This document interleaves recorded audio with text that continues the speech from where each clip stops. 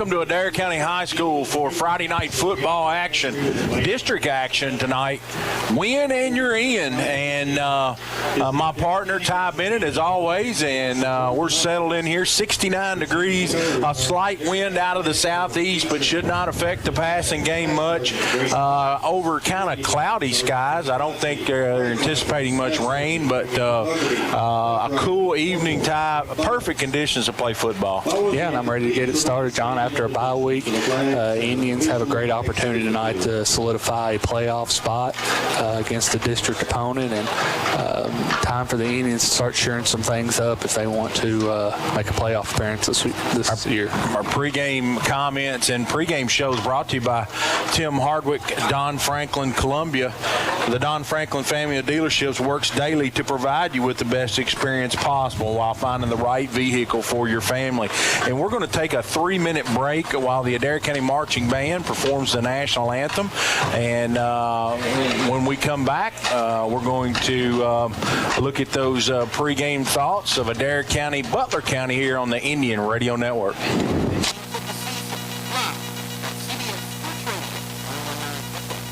Ace is the place with the helpful hardware, folks. Why would you wander around a warehouse store looking for paint when you could just swing by your neighborhood Ace? In addition to Ace's award-winning service, we have top-rated paint brands. Plus, our color matching technology allows us to match any color.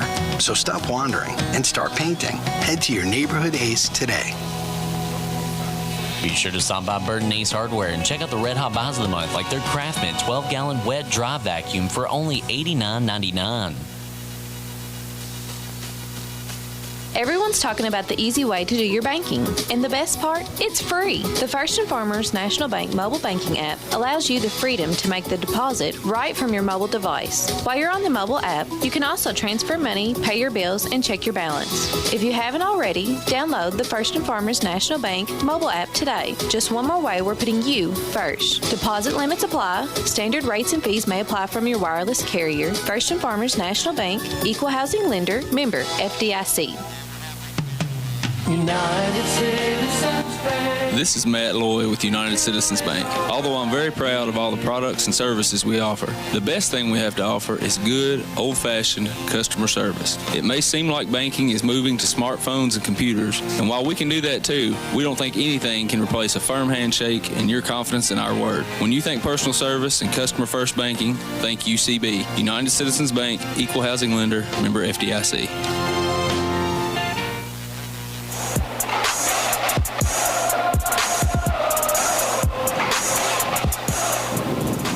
Back for Homecoming 2023. John Shelley, Ty Bennett here at Adair County High School as big game tie in the playoff picture.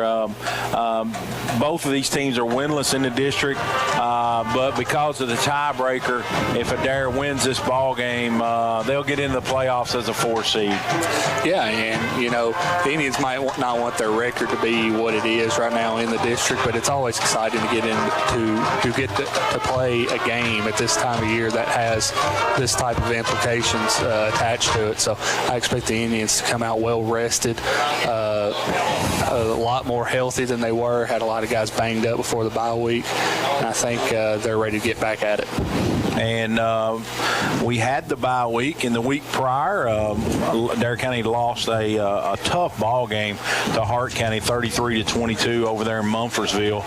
It was a game where the Indians led 20 seconds before halftime, and the momentum changed on a series of penalties.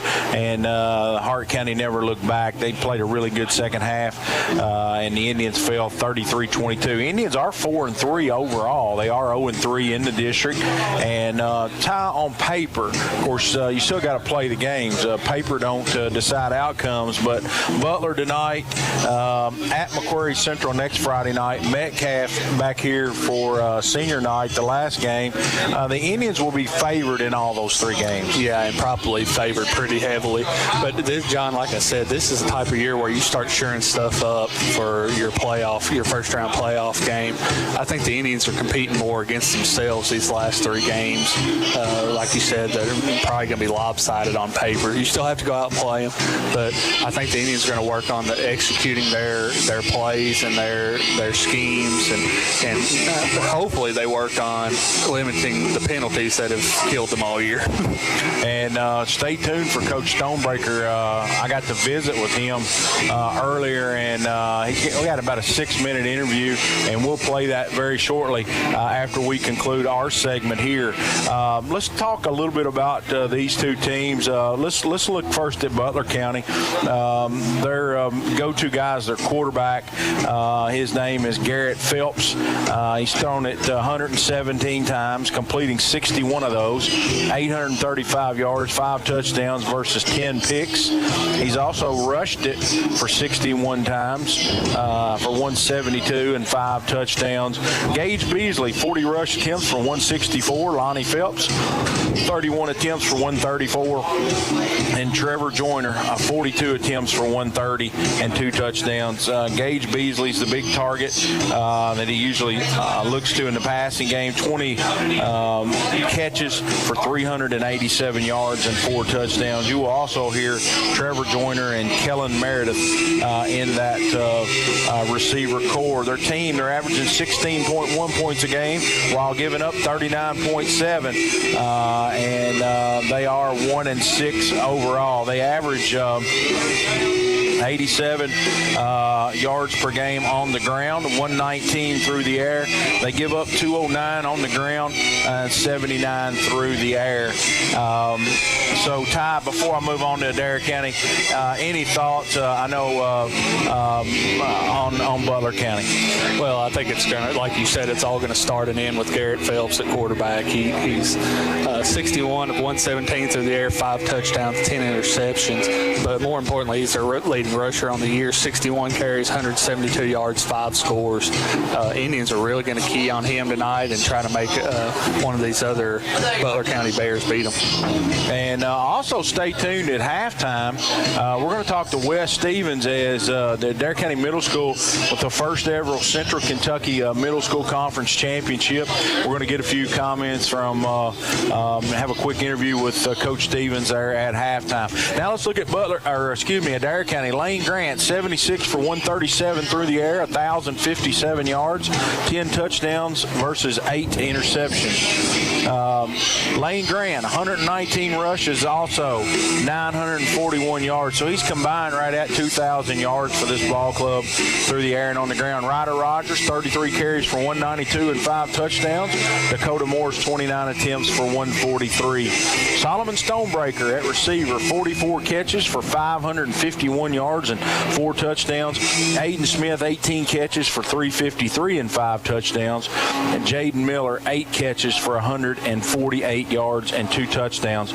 And the team's averaging 30 a game while giving up right at 21 a game. They average 192 yards on the ground versus 160 through the air. They give up 172 on the ground and 83.5 passing. Ty, just looking at these numbers, I think the bye week, especially for a kid like Solomon Stonebreaker, who has been he's been a guy, special teams, wide receiver. He's taken a beating. And on defense, too. He plays defense. And I would think that week he had a little bit of an ankle, I think, before during the Hart County game. Have to help a young man like him. Yeah, not only him, Lane Grant as well. How much of the load that Lane Grant has carried for the offense all year. And, his body had to be feeling horrendous going into Hart County and trying to get through that. Just, probably the most physical game we had played all year. He needed it more than anybody, I think, and I believe he got a little bit healthier over the bye week. And that's for sure. And let's see, Butler County, they're coached by Brandon Emery, and they're 1-6, 0-2 overall in the district. Last year they were 8-3, 2-2 in the district, and they lost to Murray in the first round of the playoffs. The sixth meeting between these two schools since '98, Butler County leads the series 4-1. Teams were part of the same district from 2007 through 2010. Indians trying to break a 2-game skid after falling to Glasgow and Hart County in district games. If the Indians win, they'll take the 4 seed, and that's pretty much it. Win and you're in. Ty, and we get to take a trip probably to Union County. Yeah, a long trip to Union County, but we got to take care of business tonight, John. You talked about Butler County's record last year. This team lost a lot of talent off that 8-3 team that they had last year. I think they lost their 3 leading rushers. Garrett Phelps played quarterback last year, but they lost a lot of the offensive production. It was all on the ground last year. So they're kind of rebuilding this year. And they don't lose a lot of juniors in the skill positions. Lose a few linemen, but they'll have most of their skill guys back next year and look to improve on a season where they've struggled so far. We certainly appreciate our streaming sponsor, First and Farmers National Bank, banking that's reliably simple. Check out all their services on the website, firstandfarmers.com, and you can access that stream tonight. Just go to YouTube, search WAIN Radio, and you'll be able to pick up the both the video and the audio. It'll be hooked into Ty and myself. And we appreciate TJ Regional Health as we're bringing this to you from the TJ Regional Health broadcasting booth with 20 locations. TJ Regional Health promotes and provides for the health and wellness of the communities they serve. TJ Regional Health, total local care. And we're going to now send it back to the station, and we're going to hear some comments from head football coach Steve Stonebreaker. I'm here with Coach Steve Stonebreaker as Adair County prepares for Butler County here, finally back home. And Coach, we always start with the previous game. Your thoughts just in general on the Hart County game. Well, I tell you what, I was really pleased with how our guys competed that game. That was the focus that week, was just to compete a lot better than what we competed against Glasgow. We had some moments against Glasgow where I didn't think we competed very well, but I tell you what, against Hart County, the guys answered the bell. They came out. One thing we did really well was take advantage of some Hart County mistakes, and even fighting through some adversity like we did. Man, our kids competed all the way through the game. Into the football game, they had a 1st and goal from the 2, and we ended up holding them out to where they didn't get a score. So, our kids, really answered the bell, like I said, that game. And I was just proud of the way they competed. We really took a step, in my opinion. I told them that right after the game. We took a step to being the type of team we really want to be. Coach, I thought the momentum changed right there before halftime. It was a series of penalties. They had the ball out around midfield, and they advanced it down. I think there was 20 seconds to go. I think we had the lead at that point. They ended up scoring and getting the 2. Yeah, and those things can't happen, and that's part of the culture change is, I'll just be frank, we can't be a redneck program because redneck programs don't win. I mean, they don't win championships, and if we're going to ever win the first championship in school history, it's not going to be doing that kind of stuff. So, we've got to be more disciplined. We've got to be able to compete in the moment like we need to compete in the moment, and do the things that need to be done to be successful against good teams, because that's who we've been playing. Coach, I thought we moved the ball against Hart County. Lane was 14 for 25 with a touchdown. Did have 2 costly interceptions, 20 rushes for 170. I think Solomon had 5 catches. Aiden had 6. Spread the ball around. I thought we were able to move it against them. Yeah, we did. We moved it in the run game, had a big run early on. We had them outnumbered. Their sideline with a formation that really we'd only shown, I think, once previously that season, and we're able to get a big run out of that from Lane, and then we did a good job throwing the football really throughout the game for the most part. There were a couple reads that could have been better with Lane, but when you throw the ball as much as we do, there's going to be times you make some bad throws. There's going to be times you have some bad reads in our offense. offense because it's so cerebral. So, overall, I thought Lane did a good job, and he's just going to continue to get better and better. Coach, bye week, I'm sure most coaches look forward to that. I guess it came at a good time. You know what it did, just, because we played 7 games, we played a stretch where, we had 4 out of 6 opponents we played that were ranked teams. And, even though we weren't in dire straits in terms of injuries, it came at a good time after that 7th game just to kind of heal up and get our breath back a little bit. Now we get to come back and play the biggest game of the football season. That's essentially a playoff game, and go down this home stretch of the regular season. Coach, talk about Butler a little bit, what they do on both sides of the ball. They're going to be a team offensively that does some wing stuff. They do a little bit of spread stuff. They're going to really be in the pistol more than anything. They like to run a lot of jet action and, run some quarterback stuff off that jet action, quarterback power, counter, a little bit of option and that kind of thing. But the quarterback's their best athlete offensively. Defensively, their outside linebacker, number 15, is probably their best player. Their nose is their best defensive lineman. But they're going to be in an odd front. Now, they will be the first true, 3-4 Okie type front team that we've seen. So, that's been the bulk of our offensive preparation this week, is just rehashing that a little bit as we worked it in the preseason, but have not since then just because we haven't seen it. Yeah. Coach, this question's a little out of the ordinary for me, but did you enjoy your week off? Did you get to do anything fun and exciting? Well, what I did was I spent about the first 3 days. I took a day off that Saturday after the game. Usually that Saturday, Sunday's heavy game plan. I took Saturday off and just watched a ton of college football. And then Sunday started working for Butler, and by Tuesday morning I was done with Butler. So got to kind of exhale for the rest of the week. I did. Myself and my girlfriend went up to Louisville, and we were up there for the Louisville-Notre Dame game Saturday nights. We stayed a couple nights up there and got to do some of that. Yeah, Coach, you talked about this being a big game. Basically, winner gets in to the playoffs, so it is a big game. I know the guys will be up for it. Oh, there's no doubt. I think they're focused. We've had a good week of practice. Our guy, the thing that I've harped on this week is just making sure we have a higher level of execution and really trying to hone in on that.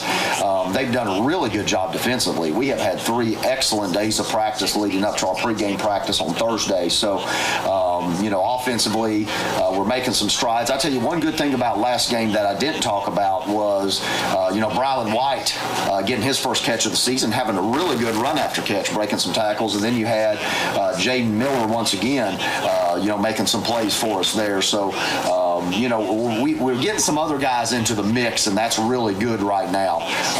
So our preparation's been good, and I think the guys are going to be ready to go. It's going to be homecoming, and they're going to be feisty. Yeah, Coach, appreciate it. Best of luck.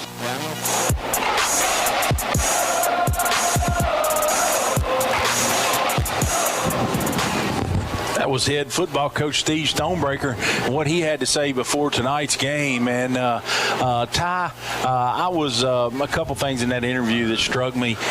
He starts preparing on Sunday and said he got done with Butler on Tuesday. So a 3-day preparation, and then I'm sure brings it to the field to apply it to his kids on adjustments and what they're going to do. Yeah, and the bye week's not just for players either. It's a time for coaches to kind of mentally reset and really get a good look at what the rest of the season, what you need to do the rest of the season in order to put yourself in a position to have success in the playoffs. So I'm sure he was glad to finally have a break as well.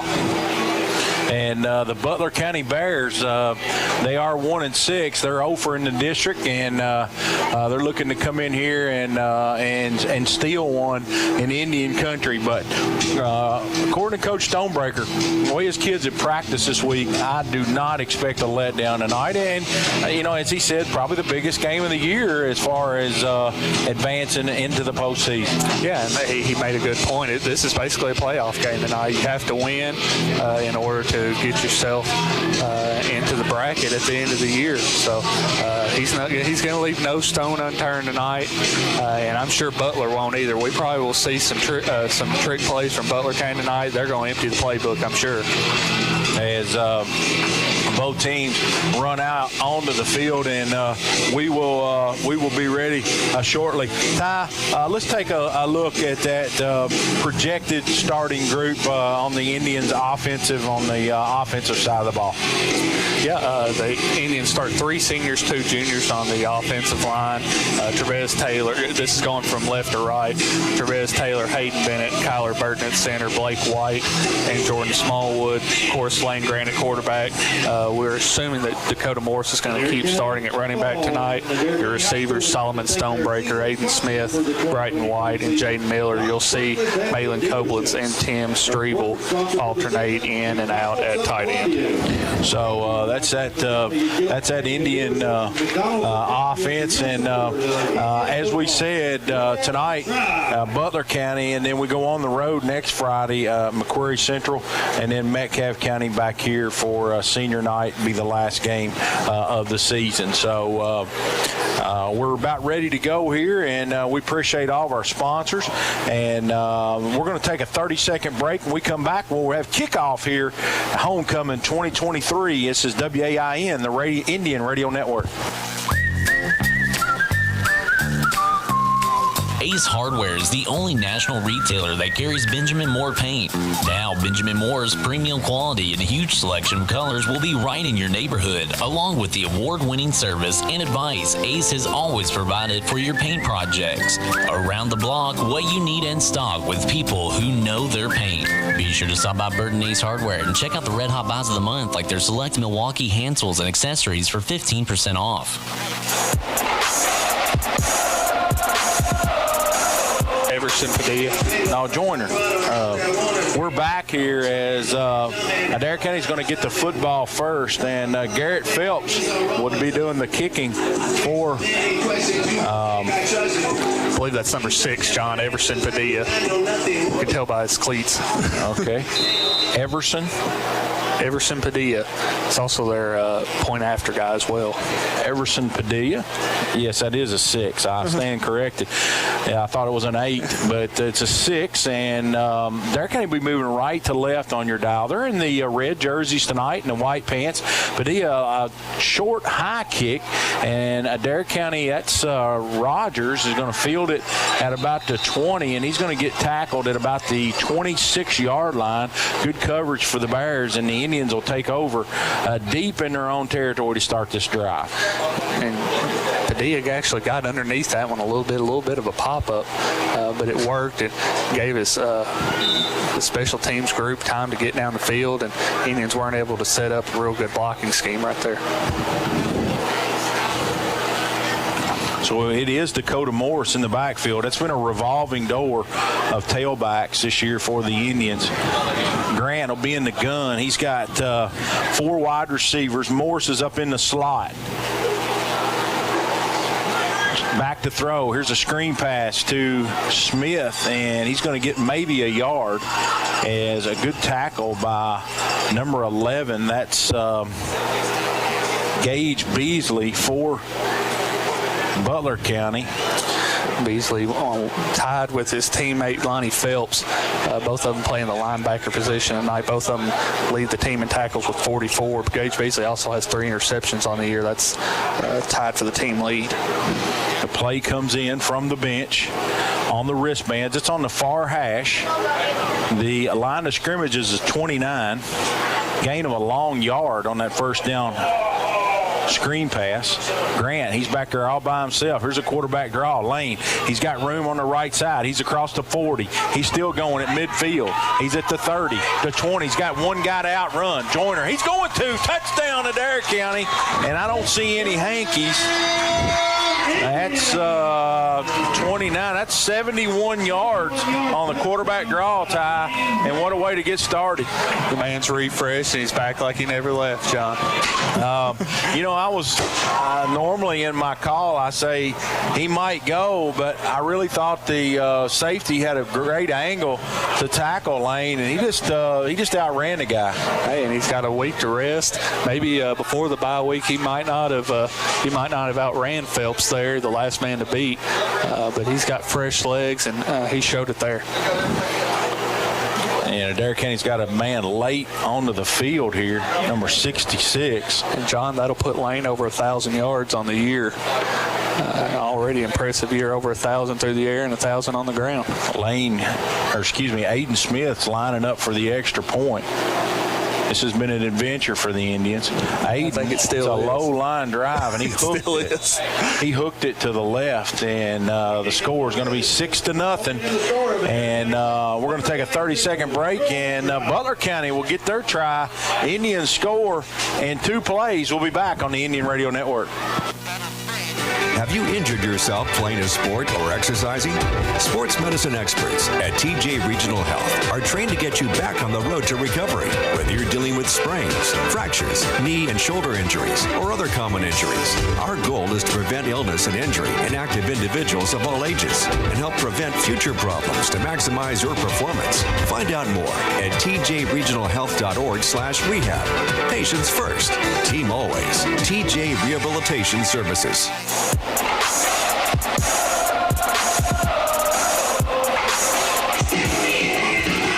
We're back on the Indian Radio Network, and quick strike, Adair County offense.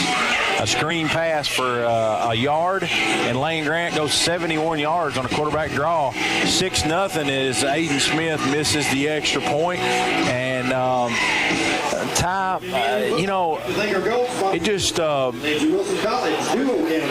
it's just amazing, how fresh legs can look when they get a week off. Yeah, and Butler County playing last week. These guys have went through a long season, only one win. That came in the first game of the year, and they're facing the physicality that Adair County's been facing as well. Faced a really physical Franklin Simpson team last week. Lane with a low line drive, fielded at the 20 for Butler County. Across the 30, 35, 40, and gets hit at the 45. And that's number 3. That's Trevor Joyner on the special teams return. So good starting field position for Butler County here as they get the ball for the first time. And Ty, an exciting Friday night. You got downtown days going on, and I want to personally thank Columbia Baptist Church, who brought us a big spaghetti dinner up here tonight, and it was fabulous, baked spaghetti, and so we appreciate that, and appreciate the Booster Club for bringing it up here and helping everybody in the booth. Here's the play. First down is going to be handed off to Joyner around the right end. He's going to get a medium gain up to midfield, give him 4 yards. It'll be 2nd and 6 for Butler County. John, something important to note tonight. Byron Rogers in street close tonight for the Indians, starting middle linebacker. Looks like Jordan Smallwood's taking his place in the linebacker core. Looks like we have a timeout. Timeout, Butler County. Byron was ejected at Hart County, which means he will have to set out tonight for sure. And so he is in street clothes, starting middle linebacker for the Indians. Is a quick timeout here for Butler County. That was an odd timing for that timeout. And I got a really good friend of mine just sent me a text and said that I don't know if he said we look good or we sound good. Hopefully both. But Brian Cowan, appreciate you shouting out to me, Brian. Is a beautiful night for football here. Not kind of an overcast sky, but it really helps for the glare as I've got the lights on here because the old man's eyes are about gone. I've got to look down at the paper and be able to see it. But here we go. 2nd down and 6 for Butler County. They're in the I formation. And They're going to hand off to the back guy. That's number 11, Gage Beasley, and he's going to get about 3 yards. And looks like Ryder Rogers gets up off the bottom of that pile. Give Ryder the tackle for a gain of about 3 yards. It'll be 3rd and 3 for Butler County. And John, I thought it was the eye too. It turned out to be the wishbone. You don't see a lot of bone anymore. You don't see a lot of traditional wishbone anymore. And you usually see the option out of it, and that was just a straight handoff. And they run a lot of stuff out of the tee as well. Yeah, this looks like the wishbone package for sure. 3rd and short, 3rd and 3, and they're going to hand it to the first guy through. That's Lonnie Phelps. He fumbles the football, and looks like Lacey gets on top of it. Will they mark it down? And I believe he landed on top of Ryder Rogers, maybe. There's no video replay. Yeah. They're marking it a fumble, and Adair County's give Lacey the recovery. And John, did you see who made the hit? I think it might have been Aiden Smith as low as the hit was. And, whoever the ball carrier was, I couldn't get a number, kind of just rolled over and landed on top of the defender, and the ball came out. He never touched the ground, so that should have been a fumble if they said his knee wasn't down. So that's a turnover here as Butler County had driven into Indian territory. They're going to take over at the 34-yard line, their own 34-yard line.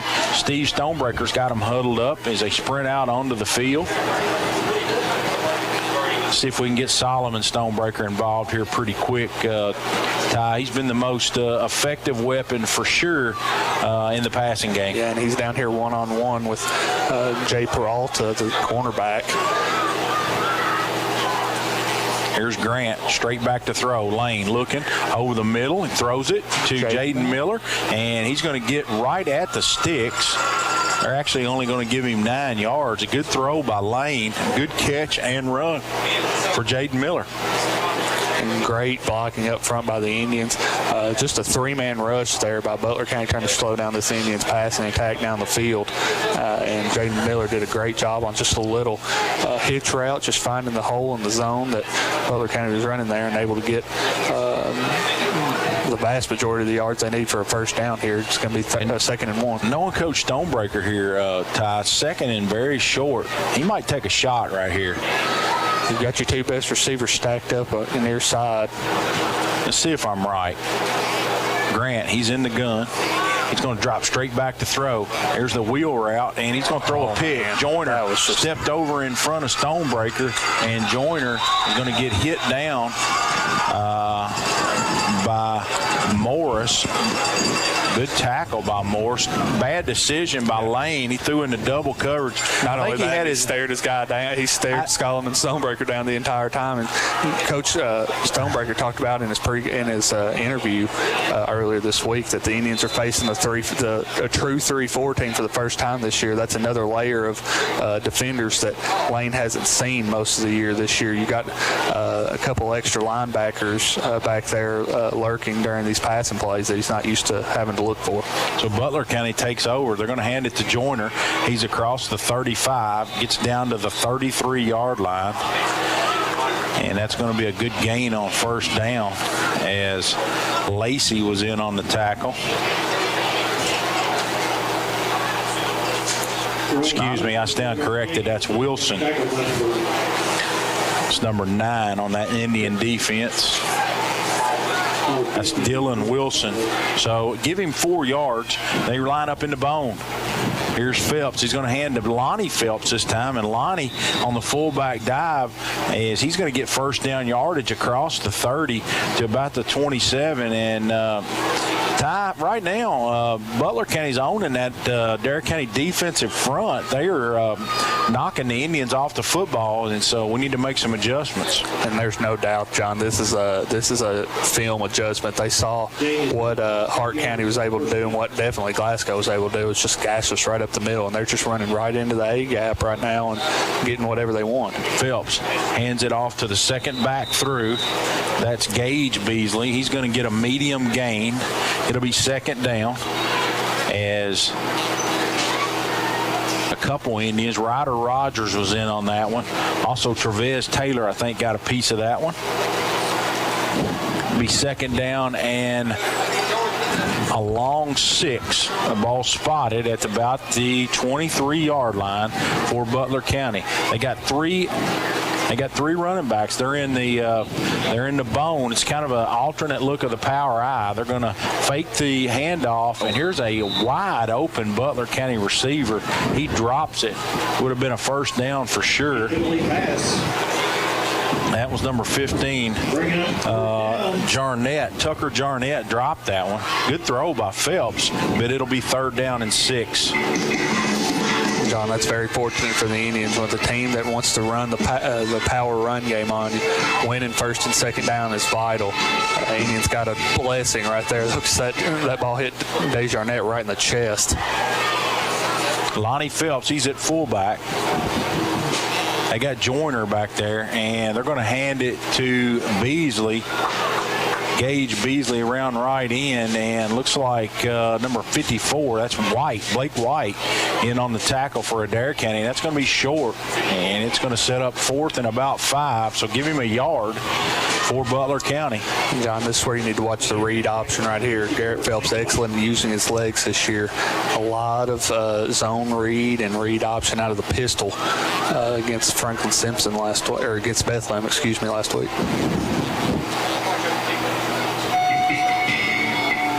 So here we go, another big 4th down. There's 6:29 to go here in the first quarter. Indians lead at 6-0. Phelps, they're in the wishbone. 3 backs behind him. And Adair County might have been offside. I believe it was Travis Taylor. Call false start. False start on Butler County, so they had somebody to move, which Butler County resulting in a 5-yard penalty. Drew Travis Taylor into the neutral zone, but they said Butler County made the first movement, so it'll be 4th and 10. And Ty, you're kind of in no man's land here. The ball's at the 26-yard line, 27-yard line, 4th and 10. You don't have a kicker, you got to go for it. Yeah, obviously. And Phelps has struggled through the air all year. Just 61 of 117 is 52%, 5 touchdowns to go against 10 interceptions. So this is definitely a situation that Butler County wants to avoid at all costs. So maybe that Indian, they're only going to rush 3. Maybe they can pin their ears back here and try to get a little pressure on Phelps. Here's the snap. Phelps rolls to his right. He's looking down the field, and it's knocked down by White, and that'll be a turnover on downs. Blake White got his best chance, probably the best chance he'll get all year at getting an interception. I wanted to see the big man rumble and stumble down the field. I wanted to see pick 6. I'm like you, Ty Bennett, as Blake got his big paws up there. And stay tuned. We'll have Wes Stevens at halftime, and we'll also announce the homecoming court once we find out. We also want to mention our first half sponsor. This quarter is brought to you by Barger Insurance Agency. Let them help protect you. Proudly insuring Kentucky farmers, individuals, and businesses since 1929. Visit their website, bargerins.com. Grant, he's in the pistol.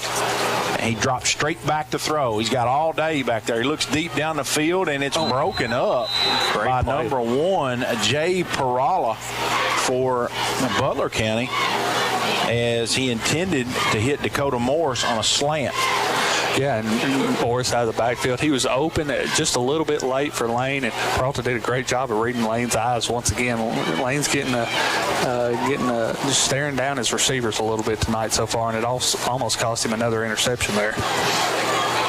They're getting absolutely no pressure on Lane. He's got all day back there.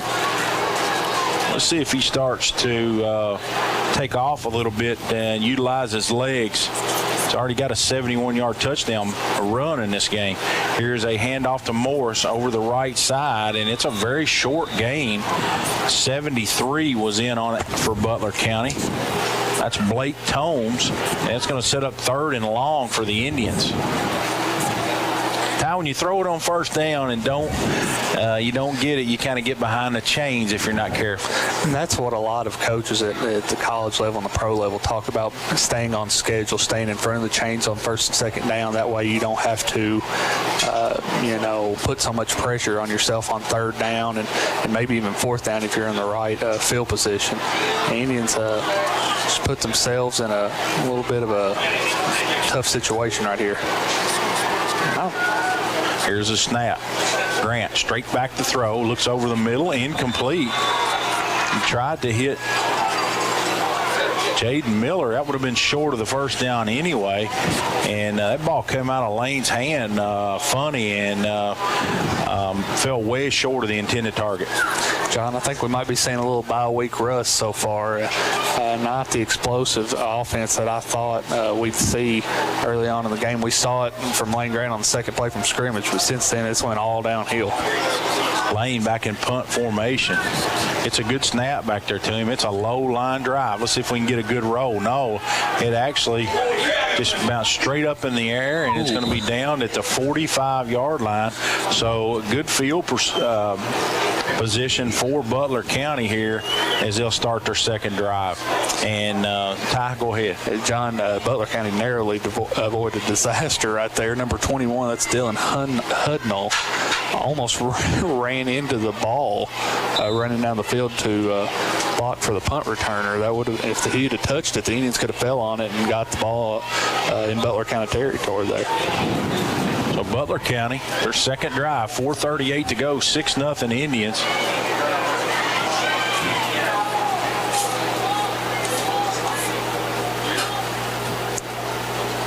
Adair County got the ball first, scored a touchdown. That was their second possession.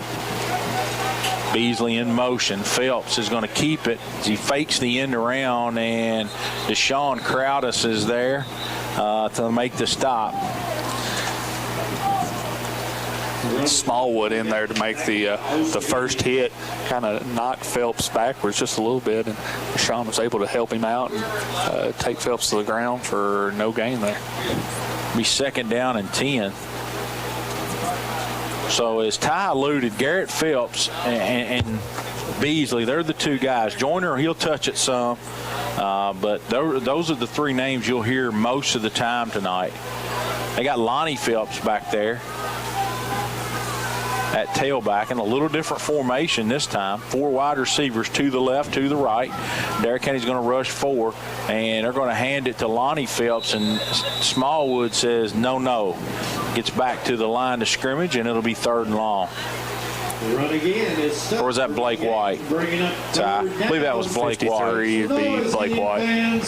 54. Oh, 54. Blake White. Yeah, 54. I think Blake White was in on that tackle, but this, nonetheless, it'll be 3rd and 10 for Butler County. Indians really stacking that box, almost daring Butler to throw on him right here. Butler County, they got 4 wide receivers. They got 1 running back. Phelps, he rolls out to his right. He's looking down the field. He's got a wide open receiver, and Aiden Smith puts an absolute lick on him. It's going to be short of the first down. That's number 5.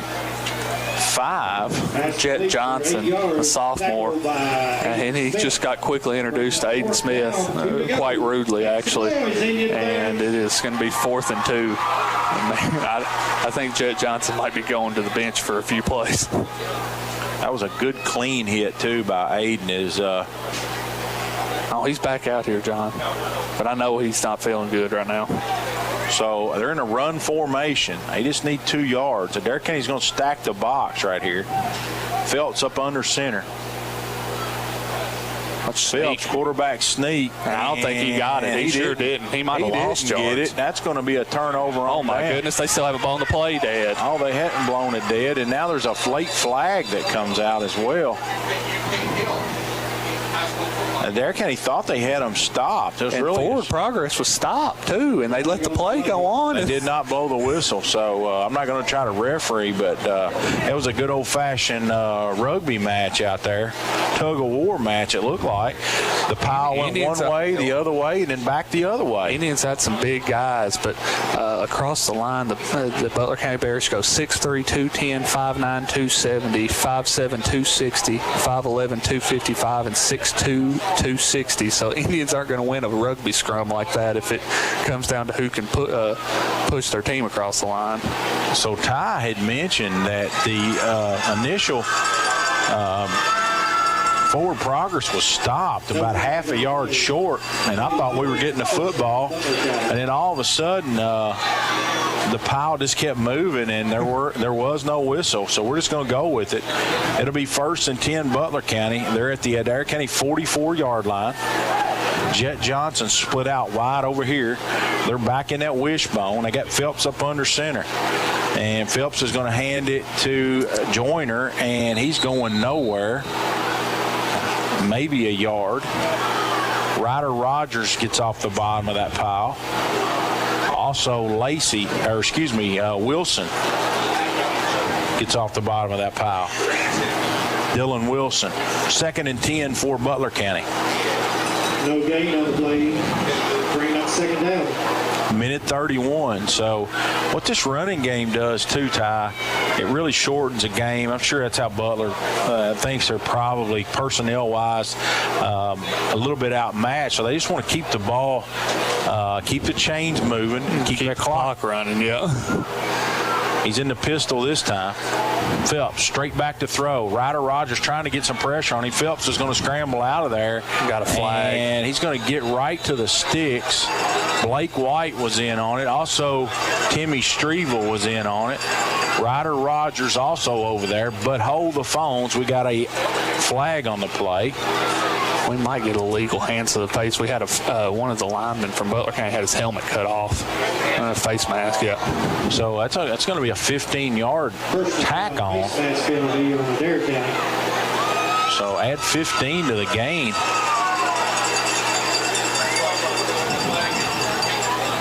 So that's a big penalty right here early with it being 6-0. And there's a silly penalty, John. Again, you got decent start to this drive, and you just give them an automatic first down and 15 yards. So mark the football at the 32-yard line. A minute on the clock. The clock's running. Besides a one big play, Butler County's definitely going to win the time of possession in this first quarter. Adair County with that 71-yard quarterback draw for a touchdown. They're slow to come out of the huddle. They're in no hurry. They're in the jumbo package. They've only got one wide receiver. They got an up back and 3 running backs. Now they're going to move the tight end. They're going to move him in motion. Phelps going to hand ball's to out. Phelps, and I don't know how he got control of that football. He was fumbling the ball going through the line. I don't know how that ball got back in his hands. Garrett Phelps handed to Lonnie Phelps, and the ball was being juggled as he went through the hole to the right side, but he managed to keep control of it. He gained 6 yards on the play to be 2nd and 4 for the Bears. And that's going to do it for the first quarter. We're going to send it back for a break. This is the Indian Radio Network. Indians lead Butler County 6-0. We'll be back on the Indian Radio Network. Everyone's talking about the easy way to do your banking. And the best part? It's free. The First and Farmers National Bank mobile banking app allows you the freedom to make the deposit right from your mobile device. While you're on the mobile app, you can also transfer money, pay your bills, and check your balance. If you haven't already, download the First and Farmers National Bank mobile app today. Just one more way we're putting you first. Deposit limits apply. Standard rates and fees may apply from your wireless carrier. First and Farmers National Bank, Equal Housing Lender, member FDIC.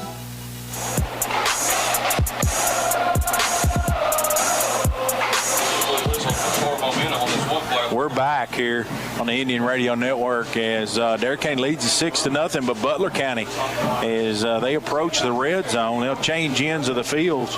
And Adair County tie here early, just they don't sleepwalking. Yeah, they just you use the word rust early in the game. They're not clicking like a smooth unit out there.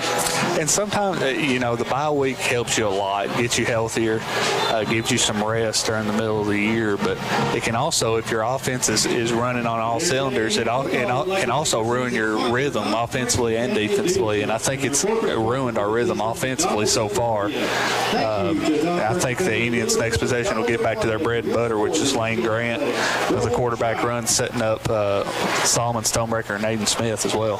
Here's a handoff to Joyner, and he's going nowhere. This one dead. Trevez Taylor in on the stop. Also, number 33, Timmy Strevel. So that'll be no gain. It'll be third and about 4. Bringing up third down. Let's make some noise, Indian fans. Football's on the 23-yard line. We just started quarter to number 2. That's a Barger Insurance second quarter. You get in touch with them, bargerins.com, as they're our first down sponsor tonight. They've been insuring Kentucky farmers, individuals, and businesses since 1929. Phelps up under center. Phelps, he's going to hand to Beasley this time over the right side, and number 58 had a shot at him. That's Smallwood. He couldn't get him, and he's going to get the first down to about the 15-yard line. Smallwood had a shot at him, Ty, and he had him around the neck, but a good strong run right there by Joyner. And the Indians continue to struggle defending the run up the middle, just in both A-gaps, right and left. You got to shear something up here and make an adjustment one. The 3-man front's giving them a lot of trouble. Here's the snap, and they're going to give it to Beasley, and number 22, Crowdis, makes the tackle for minimal gain. It'll be second down for Butler County. Give him a yard. Spotted at the 14-yard line. If I could have your attention, please, if Hayden Johnson would please make their way to the band truck. Hayden Johnson, make your way to the band truck, please. Thank you. So, 3rd and 8 for Butler County. They've had the football most of the night. We've seen that wishbone most of the night with Lonnie Phelps up in the fullback position. Here's a handoff to Joyner, and he's going to get a very minimal gain. Looks like number 34 was in on the tackle. This is John. I expect the Indians to let some of these linebackers pin their ears back and put some serious pressure on this Butler County run. Make them pass it, bring pressure, and just shut down all these running lanes. You got a name for 34. He was in on the tackle for Adair County. Unless I saw that wrong. Might have been 50. Might have been 54. We'll try to get a clarification on that. I think it was 54. It would have been 3rd and 8. Here's a bobble snap. Phelps back to throw. Here's a pick. That's gone. Smith. He's gone, too. He's at the 20. He's got one man to beat. He's at the 30. He's at midfield. He's going to cut back as I spoke too soon. Phelps made a good touchdown-saving tackle all the way down here in Butler County territory at the 42-yard line. As Aiden Smith, he stepped right in front of the intended target and has a good return after interception for the Indians, Ty. Indians, one of the top teams in the state in interceptions so far this year, John. That's Aiden's 5th on the year, breaks the tie with Solomon Stonebreaker for the team lead, and I would say he's at least top 5, if not top 3 in the state individually in interceptions now. So just what the doctor ordered. Maybe that'll change the momentum of the body language on the sideline as the Indians, right now they don't appear too excited, too fired up to be here. Here's Grant. He's in the pistol. Here's a snap. They're coming after him. Here's a pass over the middle. Moye, the freshman, never knew it was coming. Moye was running down the field, and the ball hit about 10 yards behind him. So it'll be 2nd and 10. Where you see a lot of freshmen get a lot of playing time in high school football, but Madden Moye's carved himself out of position at one of the wideout spots in practice. I don't think he has a catch this year so far, but he's been in on a lot of plays this year for this Indian offense. See if Adair can get the ball to Solomon Stonebreaker. He's been one of their playmakers all year. Grant in the snap. They're going to hand it to Morris this time around the left side. Dakota. He's across the 40, cuts it back, gets it almost to the 35. They're going to spot it a little short of the 35. We'll say the 34-yard line. It'll be 3rd and medium. Give him about 6 yards on the carry. Morris had thoughts of cutting that outside. John figured out pretty quickly there was nothing there. He made a jump cut back into the middle and got himself 6 yards there. False start. And Adair County looked like they weren't ready. And Steve Stonebreaker gives them a stare out there like, what are we doing? So now instead of 3rd and 4, it's going to be 3rd and 9 for the Indians. And that changes the complexion. Still think you're in 4-down territory here, though, John, especially if you get probably at least 2 yards here. You'll probably still go for it. 2 or 3 yards here. 3rd and 8 as the play comes in from the sidelines. 7:56, the clock's running. Adair County really slow getting into their stuff tonight. We're just now getting set. Grant, he's got Morris back there with him. Here's the snap. Lane drops straight back to throw. He wants to throw it. Now he tries to get out of the pocket, and he's sacked by Logan Hargrove. That's his 2nd sack of the year. Really impressive young man, physically 6'3", 210, and moves really well for his size. So Adair County's going to punt the football. After the big interception, they go 3 and out.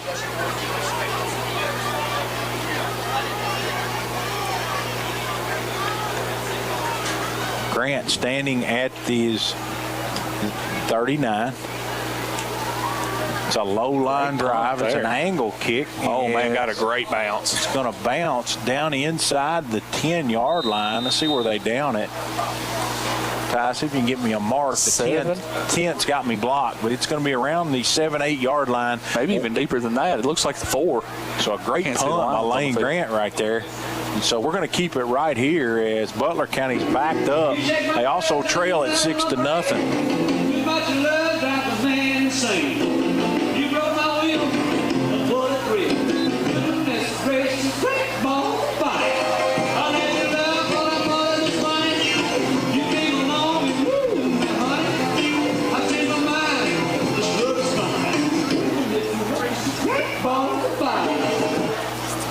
So Butler County, they're going to say the ball's on the 3-yard line, Ty.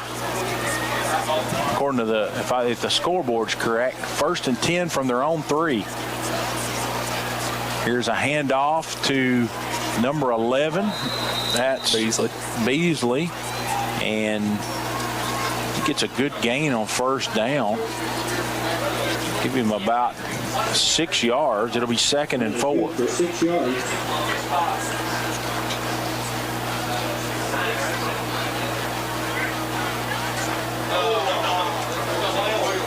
See if Adair County can take advantage of that good punt. Butler County backed up. 2nd and short. They've been in that wishbone all night. Here's a handoff up inside, and Flag. Phelps is going to get close to the first down yardage, but a flag. Holding on Butler County. Flag on the play, holding against Butler County. So that's going to be half the distance.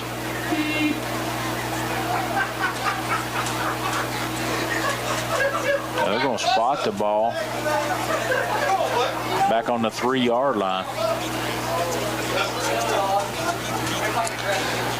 Kind of just no real energy from the crowd, from the players either for Adair County. It's just not the start. Maybe everybody's got. Maybe they're in the downtown days mode. You know what I reckon? I mean, I hope our players aren't. And no, Ty, I'm not taking the stage tomorrow. I'm not. I'm not on the lineup. The only thing I might participate in is the mullet contest, and I would have to get that haircut tonight because I'm not ready at the moment for that. You ain't got a lot of curl in the back, John. I used to wear. I would call it a variation of the mullet back in high school. It wasn't a true mullet, but a variation. It wasn't a skullet, was it? You didn't have a skullet. I don't know what you called it. But here's a handoff. Phelps. He's running around for his life back there. He throws it deep. Oh, that's got to be grounding. That ought to be 2 points. He's not out of the pocket. Throw the flag. That is intentional. Nobody. Unless they're going to say he's out of the box. There's no way. I don't think he was out of the box, but no flag. Now the two officials are talking. Pass is incomplete. Bring up 3rd down. And I don't think they're gonna call it. As Butler's back huddle. John, that 3rd and absolutely 10. Was grounding in the end zone. Should have been a safety. I don't know what Willie Tim was looking at. There wasn't anybody on the side of the field he threw it to. So that's a big missed call right there. That should be 2 points in Indians ball. And I've had a text here of a really good friend of mine said he'd be willing to, he'd put the money up for the haircut tonight. He would pay for it. So I appreciate that. I'll go halves in with him if you'll do it. And the pass is incomplete as it sails over the intended receiver Beasley's head over near the sidelines. It'll be 4th and 10. And Butler County's punter, his back heels will be on the back end line of the end zone. Adair County's got 2 receivers down here, returners, and we've got looks like a timeout, and we do have a timeout sponsor. Let's get to that. Timeout brought to you by Napa Auto Parts, Kane Auto Supply. They're your source for quality automotive parts for your car or truck. They also have stick tools, equipment, and many other items for cars, heavy-duty trucks, boats, RVs, and tractors. In our scoreboard update, 6-0, brought to you by Adair County PVA Landon Edwards. Landon and his staff love helping taxpayers of Adair County. Consider it an honor to serve in this community. More information is available at their website, AdairPVA.com. And don't forget, our first half is sponsored by Barger Insurance. Let them help protect you. Proudly insuring Kentucky farmers, individuals, and businesses since 1929. BargerINS.com. John, an interesting stat Scott just gave us. Butler County has held the ball for 11 minutes and 13 seconds. Adair County just over 5 minutes and 50 seconds. So Butler County's owned the time of possession, kept this high-powered, at least coming into the night, this high-powered Indian offense off the field. But now they'll be punting out of their own end zone. Solomon Stonebreaker and Aiden Smith deep to receive it. Here's a low line massively drive. outkicked his coverage. This could go back. Stonebreaker. He receives it at the 40. He's at the 30. He angles off to the side, and he's going to get hit down just short of the 20-yard line. A great return by Solomon. And I had another text just come through. I appreciate that, Steve. As Stonebreaker gets hit right over near the 20-yard line, and they're going to spot it at the 19. So what a break. Adair County's defense with that big stop tie, 5:32 to go. They got a chance to punch it in and make this thing a 2-score game. Yeah, and I think it was Butler County that called that timeout. You score here quick. You've got all 3 timeouts. You could get the ball back again. and score a couple times before halftime. Butler County, they only got 3 down linemen. As Coach said, they're in a 3-4 defense where they really drop out into coverage. We jumped. Sure enough, that's Ryder Rogers moved in the slot position. That'll be a 5-yard penalty. It'll be 2nd and 15. I think that was 12, John, not 32. That's Malin Koblenz.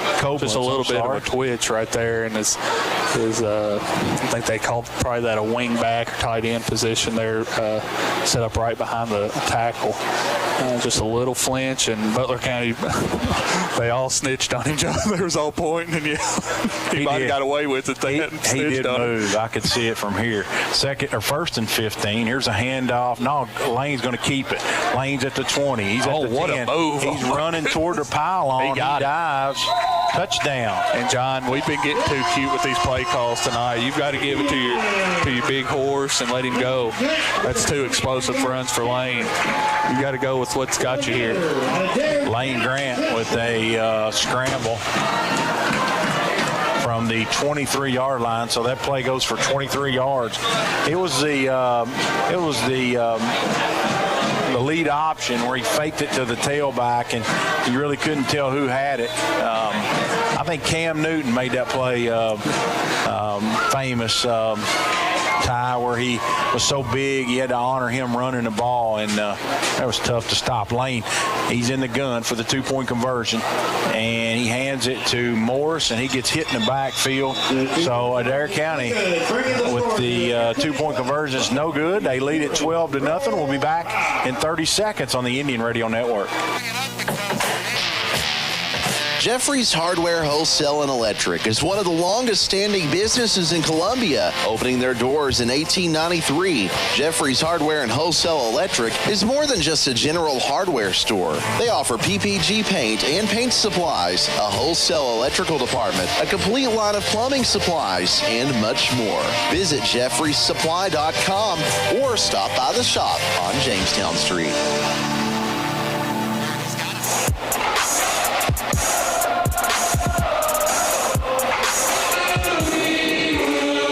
Stay tuned at halftime as we'll have all the stats for you. We'll also talk to Wes Stevens as West's middle school football team won their first ever Central Kentucky Middle School football conference tournament, and we want to chat with him about their season they had, and we'll have other things here at halftime. Right now, homecoming will also be at halftime, so we'll have an extended break as that will take a little while as the Indians lead it 12-0, 5:21 to go, and it's like Ty said, if Indians can use their timeouts, they get a chance to get it back here before halftime.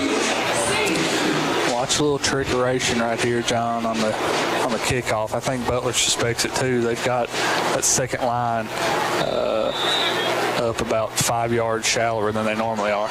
Beasley's back and Perella's back as Lane kicks it to Beasley. Beasley, he's going to reverse direction to the right side of the field, spin move, and he gets hit right there. And that is Timmy Strevel with the special team stop, and that's going to be good coverage. That's one of the best kickoff and stops we've had all year, Ty, for a team to take over around the 25. Again, just angled toward the sideline, and we got a fortunate bounce, and it bounced right down the field. And I didn't see, John, what number got the return, but he got to pick it up at about the 5-yard line. It was Beasley. Beasley had to pick it up at about the 5-yard line, and a great job of the Indians staying in their lanes and limiting the return. So Butler County, they got Jet Johnson split over here. Perella's also in the slot. They got Lonnie Phelps back there with him. Here's a pass. I don't know how it got through Crowdus, but it did. And number 52 was in on the stop. Ty, help me. 52 for the Indians. That's Smallwood. And it's going to go for a first down out across the 35, make it to 36, give them 11 yards on the pass play. It'll be first down Butler County. Clock's churning, 4:52 to go here in the first half. Indians need to I'd say Coach Stoneberg will use his timeouts maybe if they can get some negative plays early in the drive. Phelps with the pass to Perella, and he catches it and takes a shot. He took a shot to the ribs. That's got to hurt. Now, Jacob Lacey, it's going to be about a 15-yard gain on the play.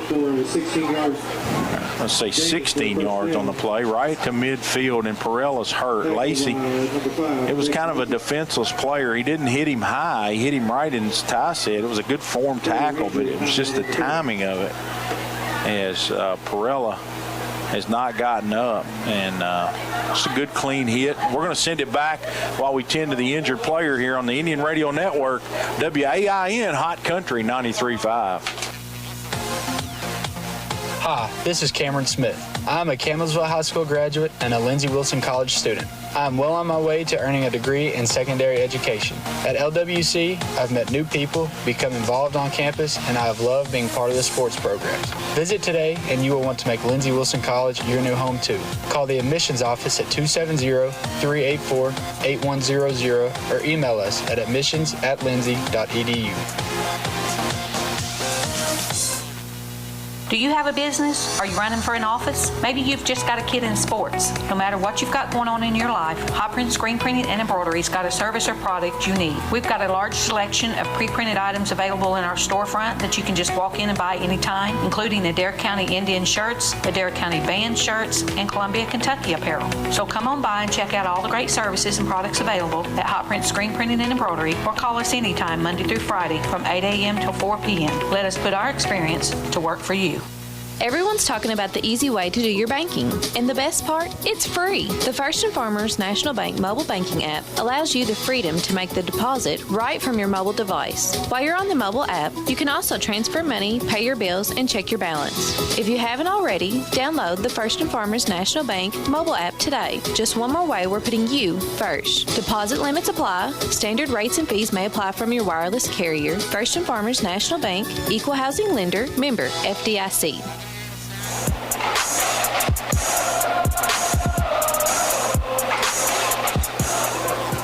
After two consecutive gains, one for 11 and one for 15, Butler County's all the way out to midfield. The first down handoff goes to Lonnie Hines. He gets 2 yards, Lonnie Phelps, 2 yards into the Adair County territory to the 48-yard line. The clock's going to be under 4 minutes when this one snaps, 2nd and 8.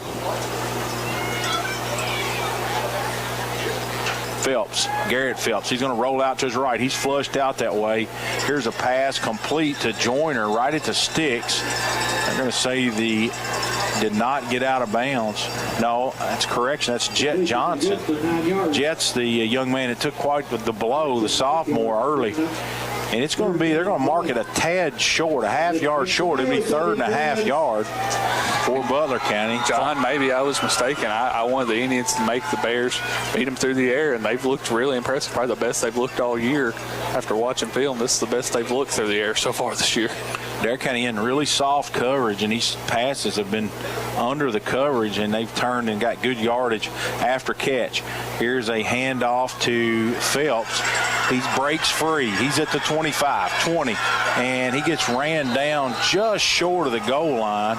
They're going to mark it at about the inside the 5. Let's see where the sticks are. That's Lonnie Phelps. Great cut, John. Only had to make one cut, and there was nobody there. Jacob Lacey had to run him down inside the 10-yard line. So they're going to spot the ball on the 1. No, they're not. No, that's not the 1. The 7. The 7. Now the scoreboard's right. It's hard to see down in that far end zone because I'm not parallel to it. So they're going to say the 7. 1st and goal from the 7. Clock's under 2.5. They're going to let the clock run down. Very smart here by Butler County. They don't want to give Adair County the ball back if they score. Here's a handoff to Joyner, and he's going nowhere. And, John, this is where you might see Steve Stoneberg start using his timeouts right here. Smallwood. Especially if they get to 3rd and 4th down right here, he'll use his timeouts. Travis Taylor and Jordan Smallwood. Jordan Smallwood, they're going to say Travis Taylor had a hand in that one too. So no gain. It'll be 2nd and goal from the 7. And the clock is at 2 minutes and ticking. Butler County in no hurry. It's a play just now coming in from the sideline. See if that Adair County defense can stiffen here. They lead at 12-0 here on homecoming night. Got a little bit of a wind blowing now. And here's a handoff to Lonnie Phelps, and should see a timeout right here. He's back inside the 3. And they're going to blow it dead short of the goal line, but he's inside the 2 for sure. And we had a late flag come out. Oh, that's not good. So, have to see who this is on. It was while the pile was pushing. Flag come out very late.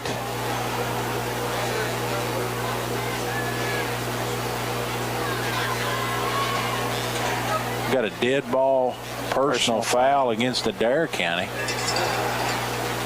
And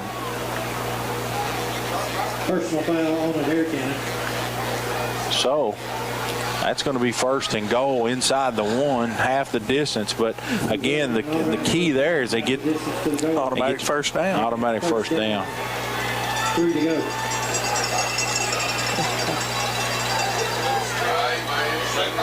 And that's just words, John. We didn't see any pushing or shoving. That's just somebody saying a bad word.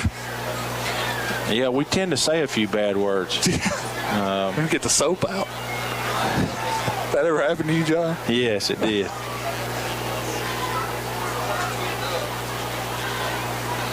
Here's a handoff to the 2nd back through. There we go. He's going nowhere. Travis Taylor in on the stop. Good play in the run game by Travis. And now the clock stops, and we got a timeout by somebody. With 1:10 to go. This is a big stand right here for the Indians defense, John. Butler County gets the ball coming out of halftime. If they score here, they could be down 1 possession with the ball coming back to them after the half. And we're going to keep it right here as see if Adair County's defense can get a stop here. Had a lot of tailgating going on prior to the game tonight. Had a lot of Adair County faculty. It looked like high school and middle school. It could have been more, but it looked like a lot of teachers, support staff down in the right end zone from where I'm sitting. And then had baked spaghetti for everybody, all the support staff and workers, and everybody up here got fed really well. So appreciate all that. And the crowd's kind of trickled in a little bit late. There's a good crowd right here. Ty, you're right. There's no buzz in the crowd tonight. There hasn't been much to buzz about. Two big explosive runs by Lane Grant's been the only 2 scores tonight. It's been very, very quiet. And no offense to Butler County, they haven't been playing exactly exciting. And Butler County has by far brought the smallest crowd we've seen this year. It's a long trip from Morgantown. They don't have many here. As the homecoming festivities are getting everything ready. Here's a pitch to Beasley, and he's going to get hit behind the line. Aiden Smith. He cheated up in the run game. He played it looked like a sweep. They had 2 blockers in front, and Aiden goes between both blockers and makes a great tackle all the way back, Ty. Looks like to about the 7 or 8 yard line. It's going to be a 2-yard loss there. 4th down. Lane Grant's going to check in on defense. He's going to take Dylan Wilson's spot at linebacker. I think they might be expecting the pass right here, John. Butler likes to run that sprint out pass. Most of the time it's to the right side because that's what hand Phelps throws with. But the problem is the right side's going to be the near side of the field, so he's not going to have a lot of room to work with here. So he's got to be disciplined and watch the play action. So a big play here, 4th down. I'm like Ty. I'm guessing pass. But the ball's in a position where they could run it, but with the goal to go and backed up, I'm going to say this is a pass here. Ball looks like it's spotted on about the 7-yard line. So Got Jet Johnson and Solomon Stonebreaker one-on-one on the far side of the field. Watch a slant right here. You got Phelps back there. They fake it. Here's a rollout. Phelps, he's looking for the corner of the end zone. He throws Oh, my it. goodness. Touchdown. What a play by Phelps right there. Stood in there as long as he could. Gage and Beasley. just a little shovel pass into the end zone. What a throw. Gage Beasley, there is a flag on the play. And there is a flag on I didn't the see play. the flag. The flags are pink tonight, John, for breast cancer awareness, and it's hard to see from up here. Harder to see than the yellow. Kennett is going to give the signal here. Illegal forward pass. He was past the line of scrimmage. Oh, that's so going to be a Adair County football. That's loss of down. Yeah. That'll be Adair County football as they hold 7 straight plays inside the 7-yard line. Their defense stiffens, and that could be a key play, Ty, moving forward in this game. That is a gift because, like I said earlier, Butler County gets the ball back after halftime. They score here. They're down 1, and they're looking to tie it coming out of the half. And that should be Adair County That's football. loss of down. That has to be our ball. And now the officials are getting together. Butler County signaling touchdown. And from the sidelines, Coach Stonebreaker needs to get an explanation for this because that's not No, the Butler County coaching staff, they were signaling touchdown. So now They called a legal forward pass, didn't they? So now the White Hats coming over and giving Stonebreaker an explanation. What are we calling? I tell you what I think happened, Ty. I think it was third down. I think it was third down. I think the yard markers were wrong. I think the yard markers are wrong. I think this is 4th down. It was to our advantage, so I wasn't saying anything, but I think a while ago. I would have wanted the ball anyway. Here's Beasley, here's Phelps back to pass. He rolls out to his right. Got to tackle. Adair County's looking to get him that's in a the corner. crackback block. And Ryder Rogers got wiped out. That's a penalty. Ryder Rogers. He got stopped short of the goal line anyway. It's our ball, but that is a crackback block. Wow. As he takes quite a hit, Ryder. Yards, however, the result of the play is first down Adair County. I don't think anything was called. We're going to send it back. We got Ryder's down. No, that's not Ryder. Ryder got up. I don't know. It was somebody that was in on the tackle. I can't see who it is. It's an Adair County player laying right down with a pile on. And I hope that's not Lane Grant.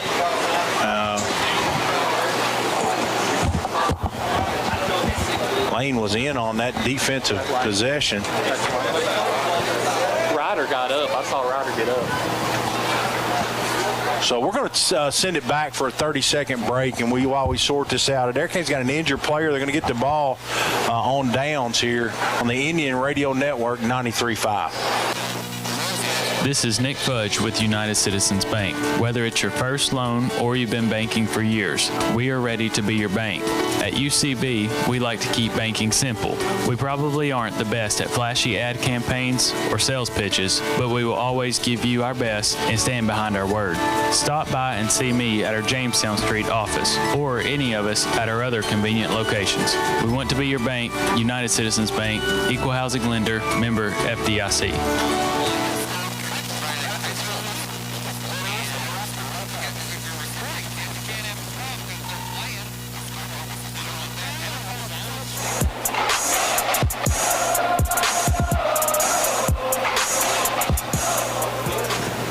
So let's recap that 4th down play as Phelps scrambled out, tried to get to the pile-on. He did not get there. He was a little bit short. There was a crackback block on Ryder Rogers, not called, and Ryder was the player down as he gets up. And here's Lane Grant. Lane Grant might have a lot of room. He breaks away. He's at the 30. He's at the 40. He's at midfield. He might go. He's at the 30.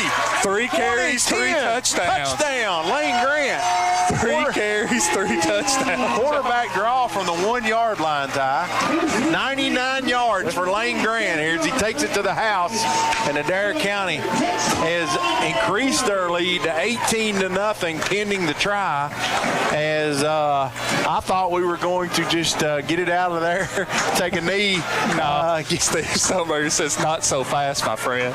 Yeah. Pulled a Lee Corso on you, John. Yeah, he did. He runs a quarterback draw out of there, and Lane, he got a little bit of a crease about the 20, and the rest of it was he ran away from the Butler County defense. So 18-0. So you're looking at going in 12-7 at halftime, and Butler getting the ball. Your defense makes a huge stand down here, turns it over on downs. The offense scores a bonus touchdown now to go up 18-0. So a big 14-point swing right there, possibly, John. Maybe even more than that. Grant, he's in the pistol for the 2-point try. Here's a snap. He's going to throw the fade to Stonebreaker, and it's over Stonebreaker's head, incomplete. And we're going to take a 30-second break. We still got 31.3 seconds left in the half. 18-0 Indians on the Indian Radio Network. Kentucky Sanitation Services is a waste management company with solutions tailored to each client's needs. They provide garbage dumpster services for your business, home, or farm, as well as a variety of roll-off boxes from 10 cubic yards all the way up to 40 cubic yards. They have containers that can handle any size job, from cleaning out your basement or for a large demolition project. Call 270-634-4637 or check them out on Facebook at Kentucky Sanitation Services.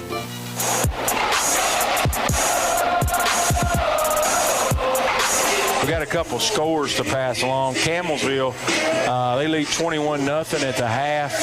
Greene County 43-8 at halftime in their game, and that's what I have to pass along now.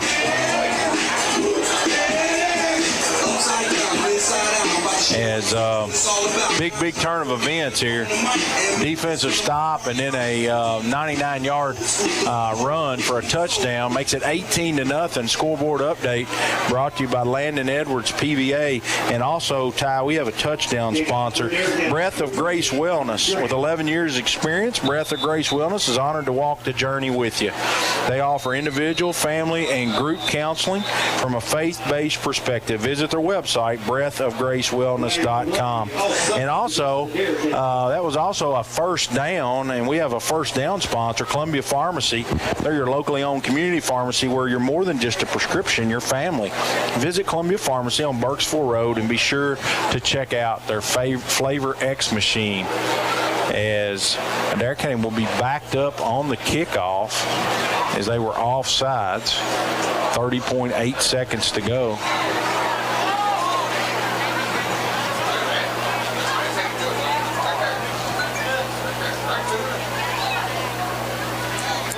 Taylor 15, North Laurel 10. We got an update. There's a little squib kick. Phelps is going to take it, and he's going to get tackled. Strevel and Stonebreaker on the tackle at the 43-yard line, but only 27.4 seconds to go in this first half. I don't expect Butler to get very fancy here. Might even be a kneel down right here. Indians only have one timeout left. I'm sure Butler just wants to get to the half right here. Stay tuned at halftime. We're first of all going to have all your stats from the first half, and then we'll have Wes Stevens, Adair County Middle School football coach, as we'll talk to him about his season. And we'll pass along any other scores that are shared with us. A Taylor County game midway through the third. They lead at 15-10, so they're in a good one over there against North Laurel.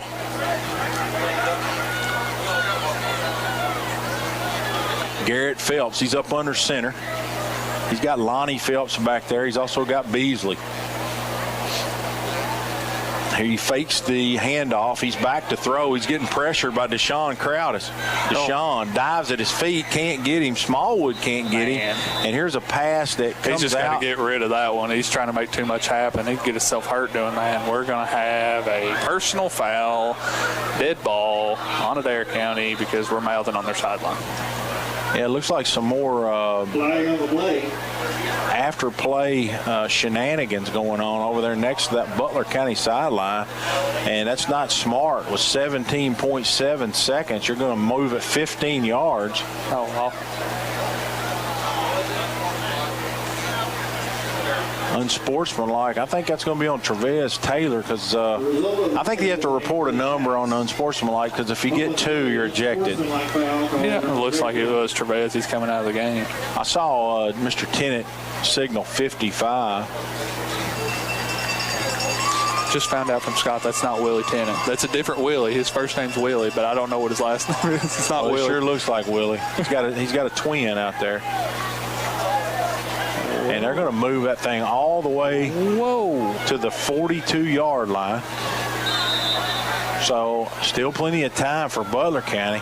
Adair County's going to have to be sure what they're tackling here. Only 17 seconds. Just tackle it in front of you. Here's a long pass down the sideline. And did he catch that? I think he caught it. What a catch. He caught it at the 5-yard line. And they've got to clock it right here. 11.2 left. That was Beasley. Clock should start on the when the ball's marked. They're going to call timeout. Or are we going to call timeout? So we got a timeout on the field. Timeout's brought to you by Butler County calls their last timeout. And I couldn't see, Johnny. It's about as far away from it, from us up here in the booth as it can get. I didn't see who caught it, but Lacey had Jacob Lacey had great coverage right there, and that ball was put in the only spot it could be to be caught. And it was a great catch. I originally said inside the 5. It looks like about the 7-yard line is where that's going to be. But the first down sponsors tonight, Napa Auto Parts, Kane Auto Supply. They're your source for quality automotive parts for your car or truck. They have stick, tools, equipment, many other items for cars, heavy-duty trucks, boats, RVs, and tractors. So the 15-yard penalty was just enough yardage to give Butler County a last heave there with 11.2. They complete it down to about the 6-7 yard line. Ball's on the 5. The lines are faded really bad. We can't see over there, but it's deep in Indian territory. But the kicker, there's only 11.2 seconds. And Butler County's out of timeout, so they'll be taking a few shots at least through the air right here. You got to be careful if you're Butler. If you don't get out of bounds here, if you get tackled, it's going to be halftime. And if you're Garrett Phelps, you can't take too much time. If your first read's not there, you've got to throw it over his head out of the back of the end zone to keep some time on the clock and live to see another play. Phelps. He's in the pistol. He's going to roll to his left. He's got open territory. He's already taking too much He's going to run. And I don't. Yes, he did. He got in. Touchdown, Butler County. I find that hard to believe that he got in. I'm just letting you know. Official was right on it. Side judge. Coach Cross is wanting to know if he truly got in, too. I don't think he agrees with it either. But that's the difference in the half. He didn't got tie because they wouldn't have been able to get another play off. He did not get near the out of bounds. But nonetheless, 18-6, and Coach Cross is still down there. He's not happy with that. Him and Ty Bennett saw it the same way. He tried to make a dive right there, and it's hard to tell from where we are. He kind of got spun around at the goal line. He was in the air spinning, and I'm not so sure the ball ever got to the goal line, but his legs landed in the end zone, but the ball has to cross the goal line. Everson Padilla makes the extra point, and it's 18-7 with 4.5 seconds to go. We're going to send it back for a 30-second break here on the Indian Radio Network. Have you injured yourself playing a sport or exercising? Sports medicine experts at TJ Regional Health are trained to get you back on the road to recovery, whether you're dealing with sprains, fractures, knee and shoulder injuries, or other common injuries. Our goal is to prevent illness and injury in active individuals of all ages and help prevent future problems to maximize your performance. Find out more at tjregionalhealth.org/rehab. Patients first, team always. TJ Rehabilitation Services.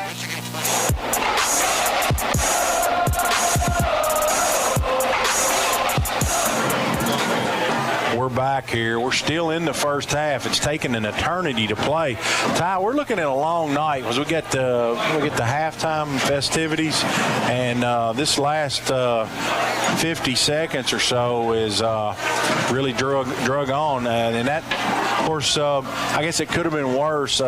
Indians were looking at 12-7. They score 18-0. They give up a touchdown. It's 18-7. Could be a worse scenario, I guess, than what's happened. Yeah, and if you're on this Indian squad night and you're not in the homecoming festivities at halftime, it's going to be a long halftime for you because there's going to be some major paint peeling, I believe, going on in the Indian locker room. This has been a pretty pitiful effort outside of Lane Grant, pretty much. It is. We've been sleepwalking the entire first half. Who just made the extra point to make it 18-7. He's going to kick off. He's going to kick it. There's a little onside kick. They got the onside they kick. got it. What? That was excellent execution right there. That was beautiful. Padilla kicked it about 12 yards. He jumped on it himself. And now you got to be – the clock didn't move. He shouldn't have, though, until he fell on it. So, I mean, very little would have went off anyway. Now you just line up 5 guys on the goal line and make sure nobody gets behind you if you're Aiden Smith right here. So one play for Butler County here. And really watch some laterals right here, too. They might try to go short and start lateral on the ball, too, like an end-of-game situation. That would be very risky, though, because the Indians can pick up a loose lateral and return it for a touchdown. But I don't know that Phelps has the arm to get to the end zone from here. So Adair County just runs the umbrella back there deep. And here's a long pass toward the sidelines, complete to number 11. And he's going to get tackled at about the 35-yard line, and that's going to do it for the first half. Adair County leads Butler County 18-7. We're going to take a quick break. We'll have some stats for you here, some Tim Hardwick, Don Franklin numbers after a short break on the Indian Radio Network. Ace is the place with the helpful hardware, folks. Why would you wander around a warehouse store looking for paint when you could just swing by your neighborhood Ace? In addition to Ace's award-winning service, we have top-rated paint brands. Plus, our color matching technology allows us to match any color. So stop wandering and start painting. Head to your neighborhood Ace today. Be sure to stop by Burton Ace Hardware and check out the Red Hot Buys of the Month, like their Craftsman 12-gallon wet dry vacuum for only $89.99.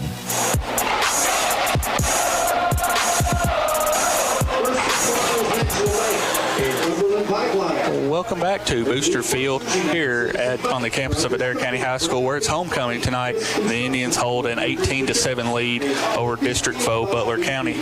You're listening to the Tim Hardwick, Don Franklin Columbia halftime show. The Don Franklin family of dealerships work daily to provide you with the best experience possible while finding the right vehicle for you and your family. As I said earlier, Adair County leads 18-7 over Butler County. We'll start with the team stats.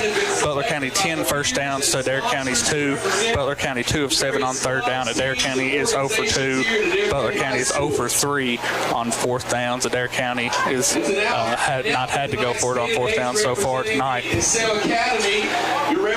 terms of rushing yards, Butler County has 112. That's 4.7 a carry. Adair County 193 yards on the ground, 27.6 yards a carry. Passing yards, Butler County has 89 yards. Adair County just 11. Penalty yards so far, Butler County with 3 penalties for 16 yards. Adair County 6 penalties for 45 yards. In terms of time of possession, Butler County leads time of possession 17 minutes and 40 seconds to Adair County's 6 minutes and 16 seconds. Now for individual player stats, starting with Butler County. Garrett Phelps is 6 of 12 through the air tonight so far, 89 yards and an interception.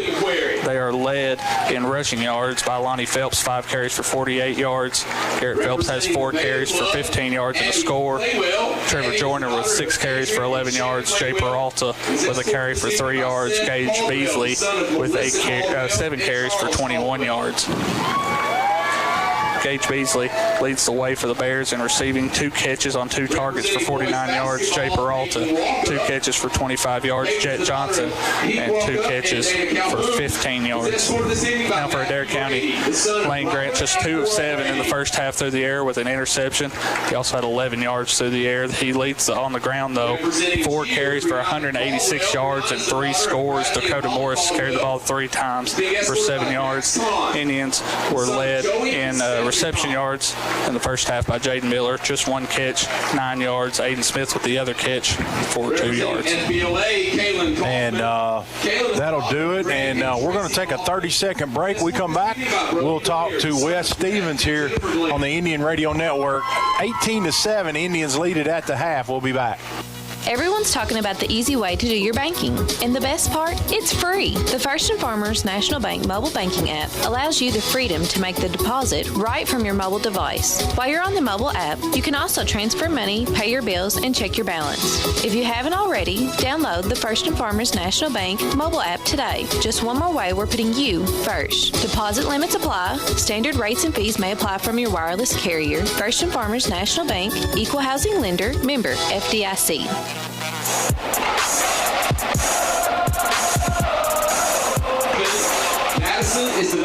We're back here at Indian Field, and homecoming activities are taking place as we speak. We'll try to get some results for you in the second half from how that turned out. But joining me right now is Adair County Middle School football coach Wes Stevens. And Wes, appreciate you coming up, and a lot of excitement right now around Indian Middle School football. Yeah, absolutely. We went over last night, played Campbellsville, the Central Kentucky Middle School Athletic Conference Finals.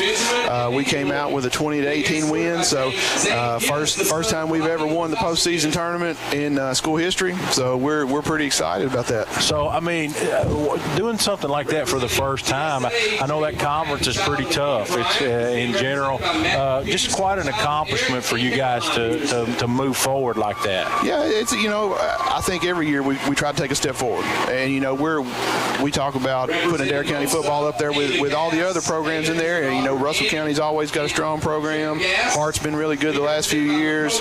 Campbellsville is always one of the top programs in Class A. So I've tried to stress to the kids that Adair County football belongs right there with everybody else, and that's what we work for every year.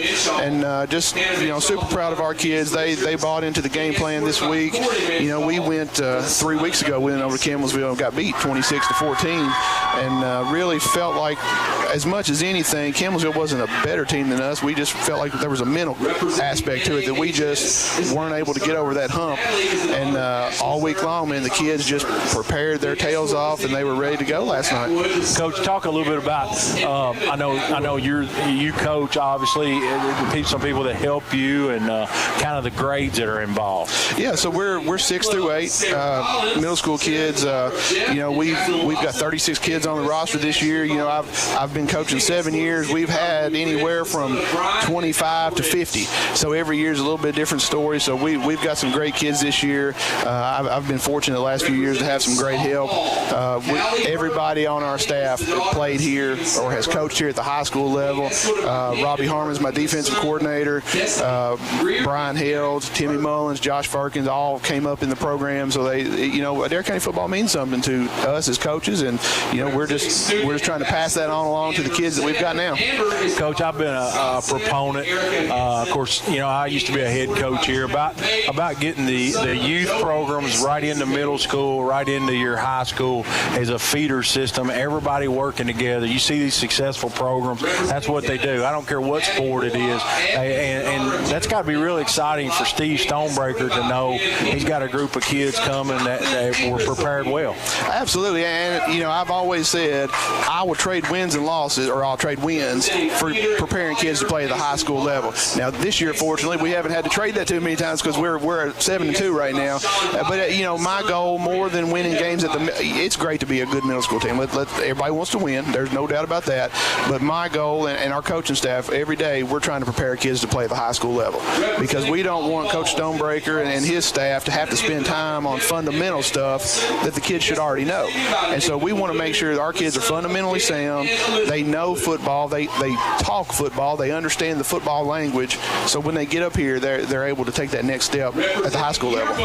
Coach, talk about some of the highlights of your season. You said you are 7-2, so you got some other big wins too to talk about. Yeah, we've had a great season. We went, of course, Campbellsville was our only loss in the conference. You know, we played some tough teams. We played a really good Greene County squad. I think if you ask our kids before last night, we beat Greene County over here at home in double overtime. Greene County was just a heck of a game. Our other loss besides Campbellsville was to Barron County, who's one of the bigger programs in 6A in high school football. So we tried to schedule early some tougher games. We scrimmaged Southwestern Pulaski, we scrimmaged Marion County, who are all really good teams, and so we hope that early tough part of our schedule pays off in the postseason, which it did this year. Coach, talk about these kids in the development process. I know you see them as 6th graders and then you see them as 8th graders. They might play a different position, I'm sure, at different grade levels or whatever. Just seeing them change and develop their bodies as well. Yeah, absolutely. Middle school kids are at that awkward age anyway, but you'll get a kid who might be 4'8", 100 pounds one year, and they come back the next year and they're 6 feet tall and 180 pounds. You just never know. Yeah. And throughout the years, we've had kids who were linemen one year and running backs the next year, receiver one year, quarterback the next year. But it's a fun age to coach. We've got a great group of kids this year. I cannot brag on these kids enough. We've got some of the smartest, highest football IQ kids that we've ever had. We probably about week 2 as a coaching staff, we were saying, man, these kids are smart. They understand the game. We had our entire offense installed by week 2. When we started playing games, we were making in-game adjustments that some high school kids can't handle. And we were making adjustments, and they were like, yeah, Coach, we got it. We know what to do. And it's just amazing when you have kids who understand the game of football and who can make adjustments on the fly. That helps you win a lot of games. Well, Coach, I'm really excited that for you and the program and just the high school program, knowing those kids are coming, that's got to be a great feeling. Injects energy into everybody. Absolutely. And, I guess I've been surprised a little bit today and last night how many people knew that we won that game last night and we won the conference. I was getting text messages all night long and all day today, every messages on Facebook. It was really surprising to me how many people in the community knew that we had won the conference last night. And I tell you what, man, there's not a better, more deserving group of kids than what we've got this year. Like I say, man, I just cannot brag enough on these kids. And I told the kids this last night at the end of the game. Us being a successful program was not because they were good football players. They're just good kids. They're good, high-character kids that do the right thing even when nobody's looking. And that, as a coach, what else can you ask for? Coach, last question. Talk a little bit about when these kids become high school. What kind of is their strength right now? Is there some kids that like to hit? Is there some speed? Is there some strength? What are we looking at as far as this group coming forward? We don't have a whole lot of speed, but we've just got kids. Our skill guys are just smooth operators. We've got a kid like Callum Darnell, was the conference MVP last night. He's not explosively fast, but he's so smooth when he has the ball. He knows how to read his blocks. He knows how to find open spaces. Braxton McKinney's our quarterback. He has progressed so much this year in the passing game. He's a great athlete. I could run down the roster and tell you about every single kid and how great they are. We've got a great group of linemen. But I think here's the thing. Last year we had 24 8th graders. This year we have 22 8th graders. Now, I understand not every one of those kids is going to go on and play high school football. But, if 14 or 15 of these kids can stick together, and when you've got high character, high quality kids, I think that as a group they will stick together. And when you're talking their junior and senior year, when you put those together with a couple of other classes, I'm telling you, Coach Stonebreaker's going to have some talent to work with. Coach, I really enjoyed this talking with you, and I know just shout out to you, congratulations, and to the team, and just the whole deal. It's a good story. Well, we appreciate it, and we appreciate the support we've been getting from our parents, our fans, extended family, even the community. And I before the conference tournament started, I tried to do a little bit of digging, so I talked to John John Peck, and I heard from Mark Fudge that there had been some teams in the past that had won the regular season. We've had a couple pretty good teams that came through, but we are the first that's won the postseason tournament and took home the trophy that said conference champions. Yeah, well, I hope y'all get to celebrate a little bit, Coach. Get those guys together and. Here's the thing: we're going to celebrate this weekend, but we still got one more game to play. We play. So for anybody that can make it out Thursday night, we play one more game here at home. We've been fortunate enough. Troy Hancock and Hancock Tire has sponsored that game. We've dubbed it the Hancock Tire Bowl. So we're going to play Clinton County Thursday night at home. So if anybody has a chance to come out and watch these kids play, man, they're a fun bunch to watch. Yeah, I'll try to get out myself. So appreciate it. We're going to send it back, and we'll have some more halftime stuff as the coverage continues here. 18-7, Indians lead it at homecoming over Butler County. This is the Indian Radio Network. United Citizens Bank. This is Matt Loy with United Citizens Bank. Although I'm very proud of all the products and services we offer, the best thing we have to offer is good, old-fashioned customer service. It may seem like banking is moving to smartphones and computers, and while we can do that too, we don't think anything can replace a firm handshake and your confidence in our word. When you think personal service and customer-first banking, think UCB. United Citizens Bank, Equal Housing Lender, member FDIC.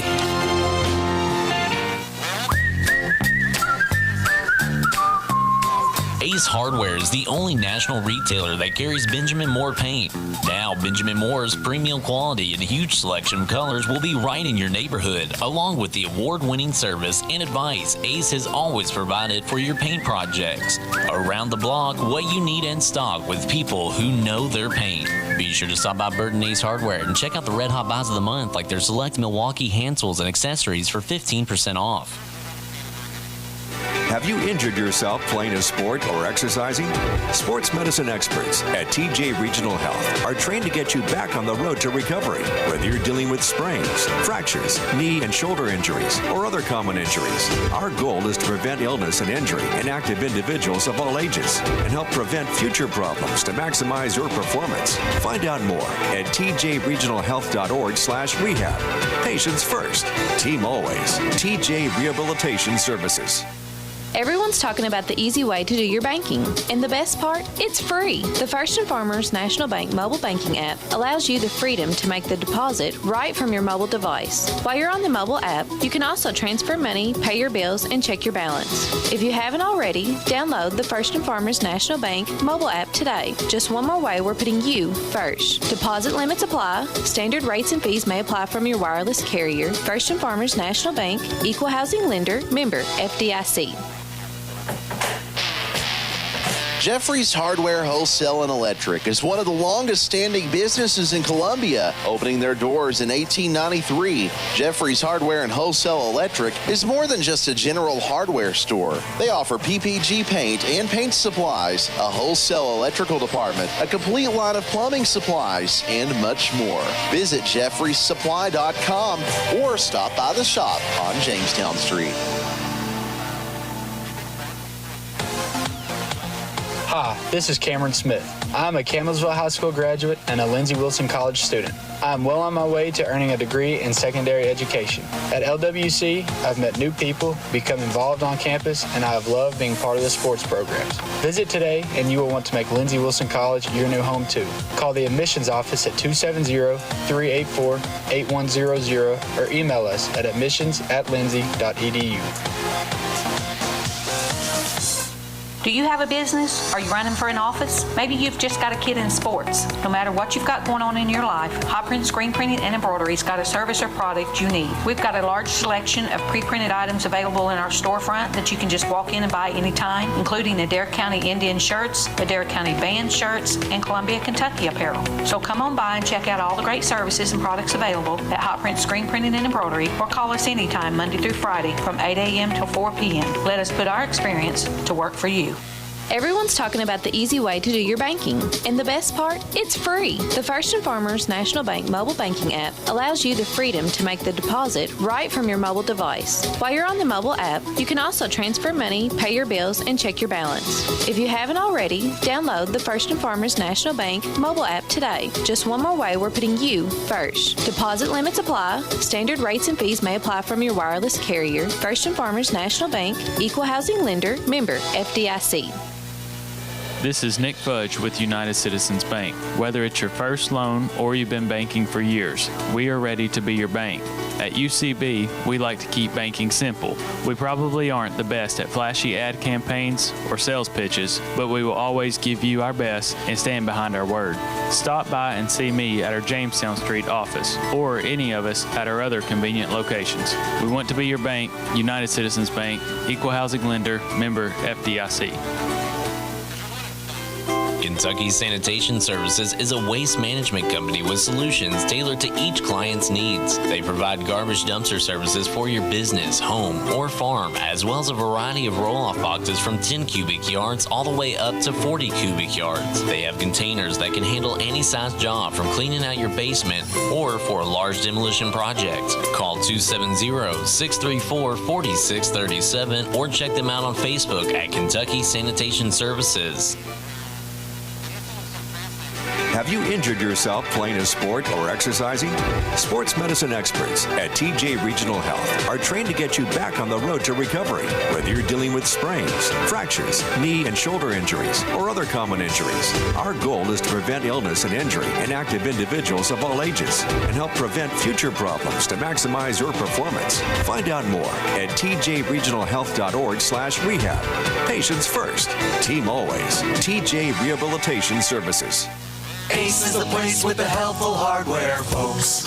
Why would you wander around a warehouse store looking for paint when you could just swing by your neighborhood Ace? In addition to Ace's award-winning service, we have top-rated paint brands. Plus, our color matching technology allows us to match any color. So stop wandering and start painting. Head to your neighborhood Ace today. Be sure to stop by Bird and Ace Hardware and check out the Red Hot Buys of the Month, like their Craftsman 12-gallon wet dry vacuum for only $89.99.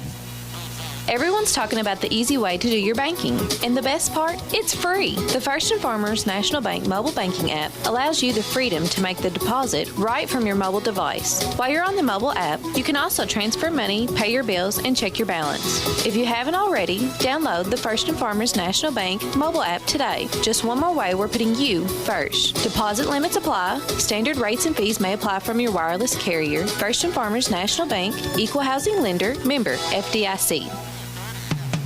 United Citizens Bank. This is Matt Loy with United Citizens Bank. Although I'm very proud of all the products and services we offer, the best thing we have to offer is good, old-fashioned customer service. It may seem like banking is moving to smartphones and computers, and while we can do that too, we don't think anything can replace a firm handshake and your confidence in our word. When you think personal service and customer-first banking, think UCB. United Citizens Bank, Equal Housing Lender, member FDIC.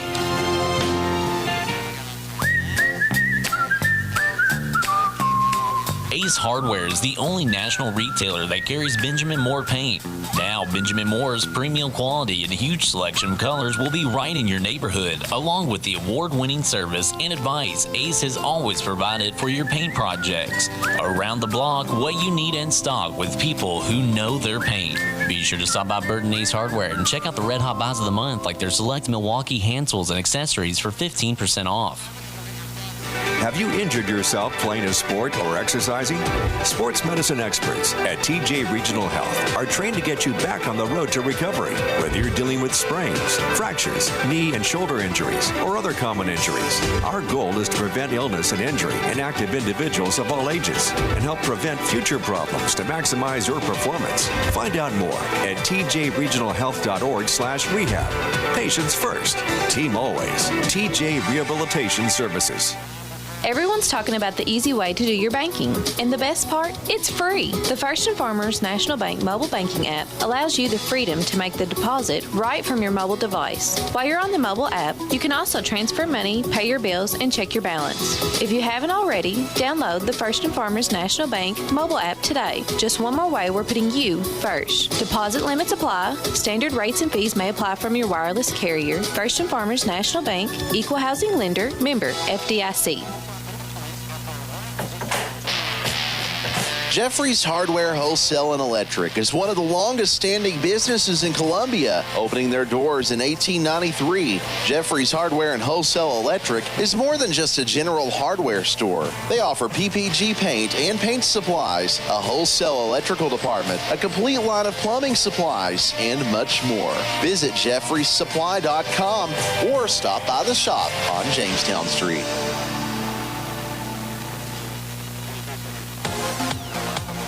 Hi, this is Cameron Smith. I'm a Campbellsville High School graduate and a Lindsey Wilson College student. I'm well on my way to earning a degree in secondary education. At LWC, I've met new people, become involved on campus, and I have loved being part of the sports programs. Visit today and you will want to make Lindsey Wilson College your new home too. Call the admissions office at 270-384-8100 or email us at admissions@lindsey.edu. Do you have a business? Are you running for an office? Maybe you've just got a kid in sports. No matter what you've got going on in your life, Hot Print Screen Printing and Embroidery's got a service or product you need. We've got a large selection of pre-printed items available in our storefront that you can just walk in and buy anytime, including Adair County Indian shirts, Adair County band shirts, and Columbia, Kentucky apparel. So come on by and check out all the great services and products available at Hot Print Screen Printing and Embroidery, or call us anytime Monday through Friday from 8 a.m. till 4 p.m. Let us put our experience to work for you.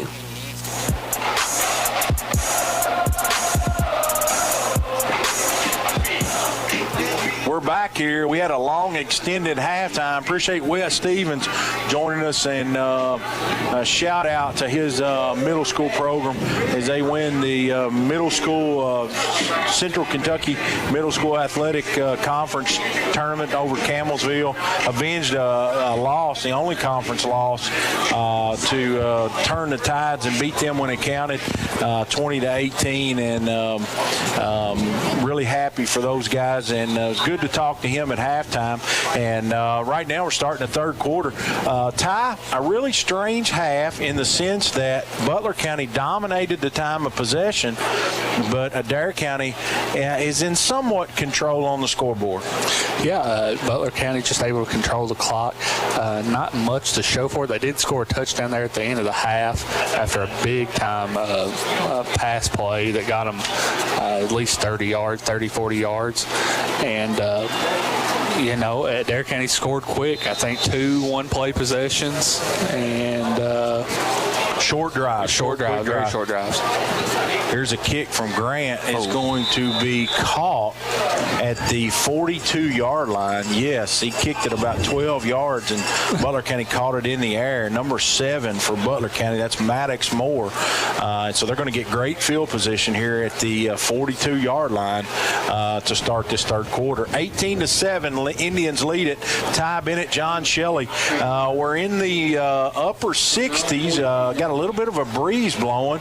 No rain. Kind of a pleasant night for football, Ty. Yeah, really nice night for football, John. Good to see Ryder Rogers back out there after he went down there close to halftime. Got his bell rung a little bit, but he's a tough cat, and I didn't know if he'd be back out there, but it's good to see him out there. They're in a wishbone formation, 3 running backs. Phelps up under center, and he's going to hand it to number 11. That's Beasley, and he's going to get a short gain around the right end. Looks like Marcus Crowdis, also Timmy Strevel in on the tackle. 53, Marcus Crowdis. It's going to be 2nd down and 7. Got a good friend that's listening tonight, and Larry Dudley. And Larry, he's a big Jets fan now. He used to be a Packer fan, and so I kind of know why. I wonder why. But he's a big Jets fan, and is he still a big Jets fan? Well, he's hoping that they'll be in contention late and get Aaron Rodgers back for the last part of the season. Here's a handoff inside to Phelps. He's going to get about 2 yards. Good play right there by Mason. Koblenz was in on it. Also, Deshaun Crowdis in on it. It's going to set up 3rd and 5. A little more life right now, Ty, with that Indian defense. They look like they're flying around just a little bit more. Yeah, I think they might have got woken up at halftime by Coach Stonebreaker. I have a feeling Indians didn't come back on the field until late. I believe that's because they were getting a stern talking to. Yeah, they're going to have to get down to business because this game really means something. Winning, you're in. If you didn't hear it, Adair County beats Butler County. They're going to be in the playoffs. This will be a big stop right here. Here's Phelps, drops straight back to throw. Now he's going to roll out to his right, feels some pressure, throws it all the way across the field. It's completed, and he's got room. Number 11, that's Beasley. As Smith misses the tackle, he gets all the way down to inside the 20-yard line. Ryder Rogers finally makes a touchdown-saving tackle as Phelps rolled out to his right. He did the one thing you should never do. He threw it back across the middle. Late back across the middle, and there's just nobody home, nobody covering Beasley. Indians were in a little zone coverage right there, and he just found the spot nobody was in. They're going to spot it at the 17-yard line. 1st and 10, Butler County. 18-7, Adair County leads it. This is the first drive of the 3rd quarter. They're in that wishbone formation again. Phelps up under center. Phelps, he's going to hand it to Beasley, and Beasley's going to get hit in the backfield. Face mask. It's going to be a face mask. Smallwood. And we got flags all over the place. Ty Bennett said he saw a face mask.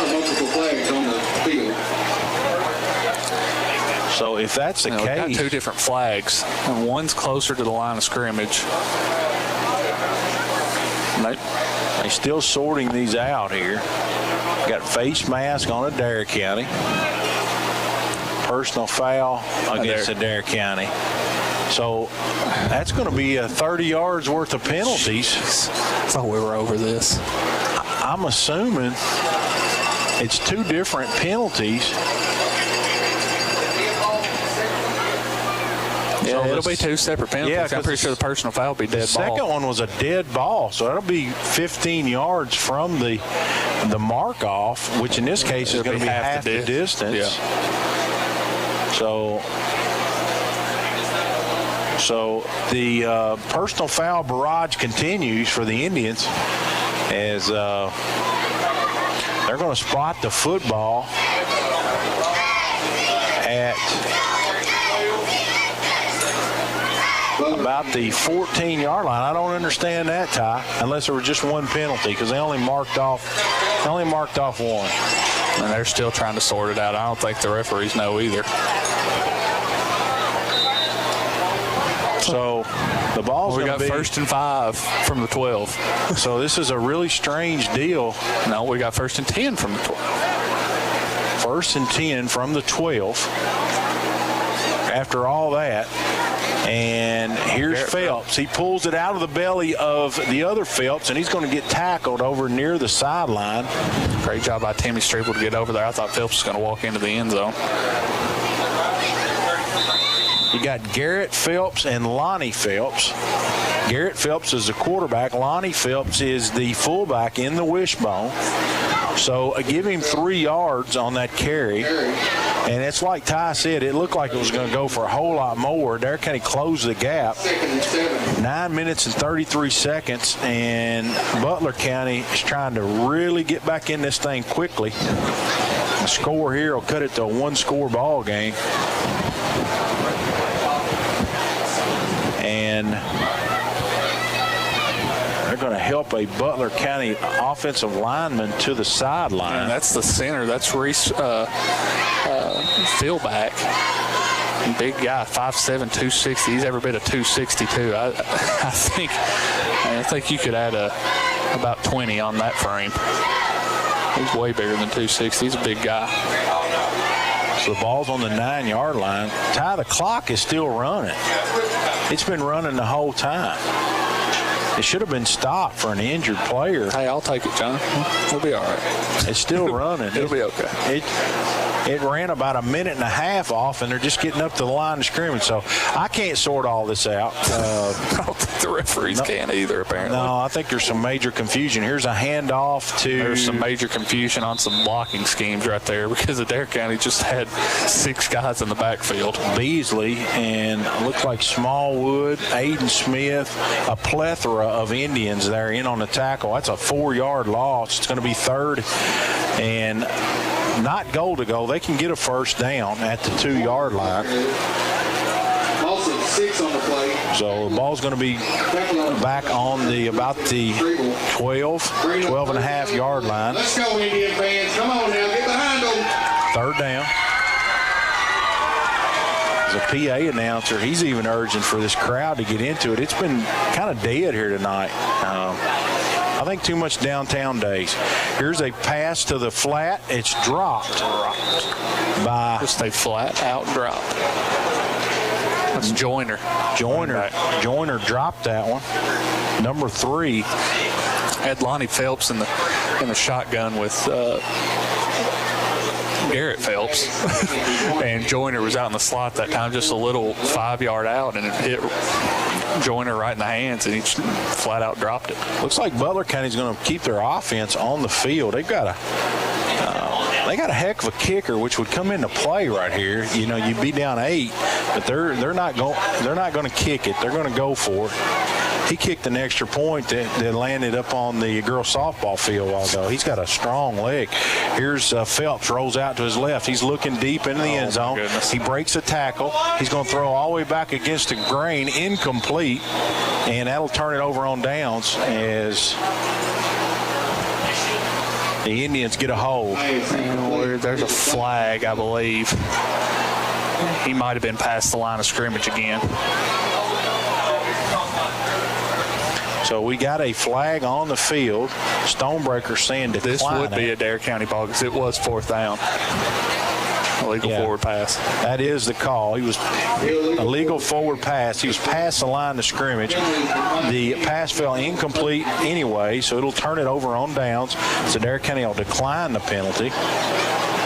And a big stop for the Indians as they still hold this 2-score advantage, 18-7, 7:57 to go.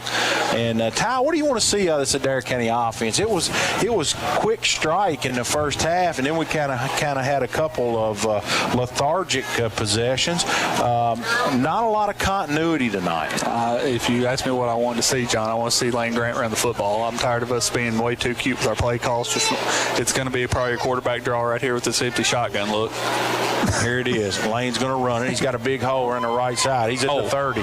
He jukes a Butler County player. That could be a late all hit. the way out to the 40 as they tried to hit Lane. I thought a little bit late. He's kind of holding his right shoulder funny as he gets up. He took quite a shot. And that is a huge gain all the way out to the 40-yard line. So give him about 30 yards. Play calling sometimes really simple, John. Other times it's very, very difficult. But when you got a guy like Lane Grant back there, yeah, he's. You might just want. It's like in basketball when you got a stud like a LeBron James. Just get out of the way, boys. Just give him the ball, clear out a wing, let him go. Grant, he's got Ryder Rogers back there with him. He's got 2 receivers to his right, 1 to the left. He's going to hand it to Ryder.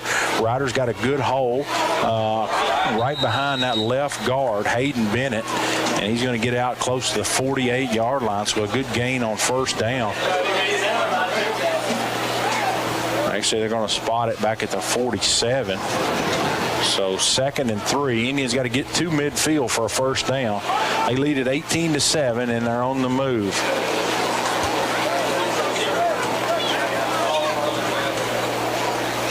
Here's the handoff.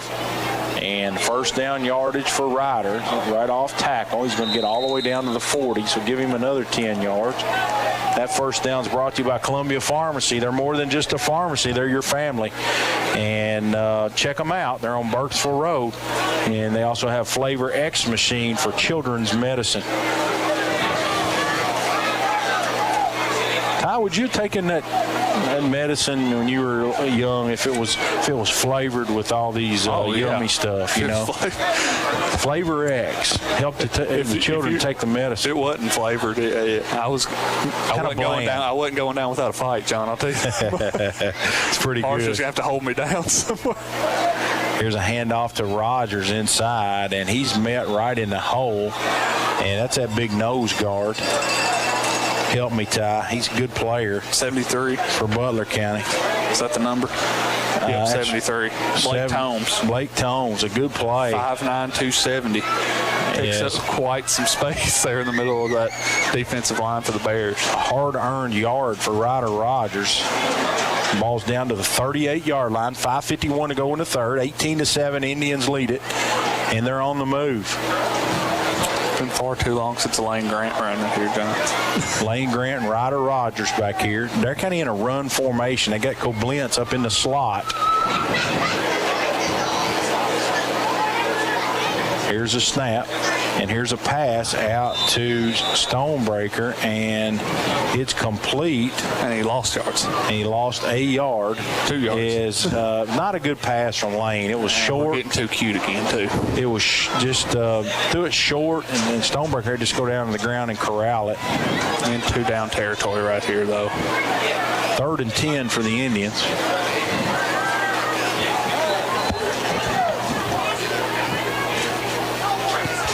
They're looking at those wristbands. They don't huddle. They're going to split Rogers out this time to the left. Aiden Smith and Solomon Stonebreaker. Got to hurry up. We're going to have to call a timeout. We're going to get a delay of game. He's got his hand up, which means 5 seconds. Here's the snap. Lane, quarterback draw. He's going to keep it inside, and he's going to be just short of the line to gain by a couple yards. He's down across the 35 to the 34-yard line. It'll be 4th down. But what that play does, Ty, that puts you now in 4th and medium. Yeah, and it gives you a few more plays to call right here. Big difference between 4th and 4 and 4th and 10. Adair County in an empty look. 5 wide receivers this time. Here's the snap. It's a quarterback draw, and Lane, I think he's going to be close. It's really close. See where they give him, they spot it. I don't think he got it. It depends on the spot. They're going to measure it. It's across the 30 at about the 29 and a half.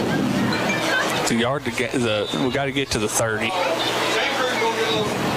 And I think they're going to ask for a measurement. So here comes the change.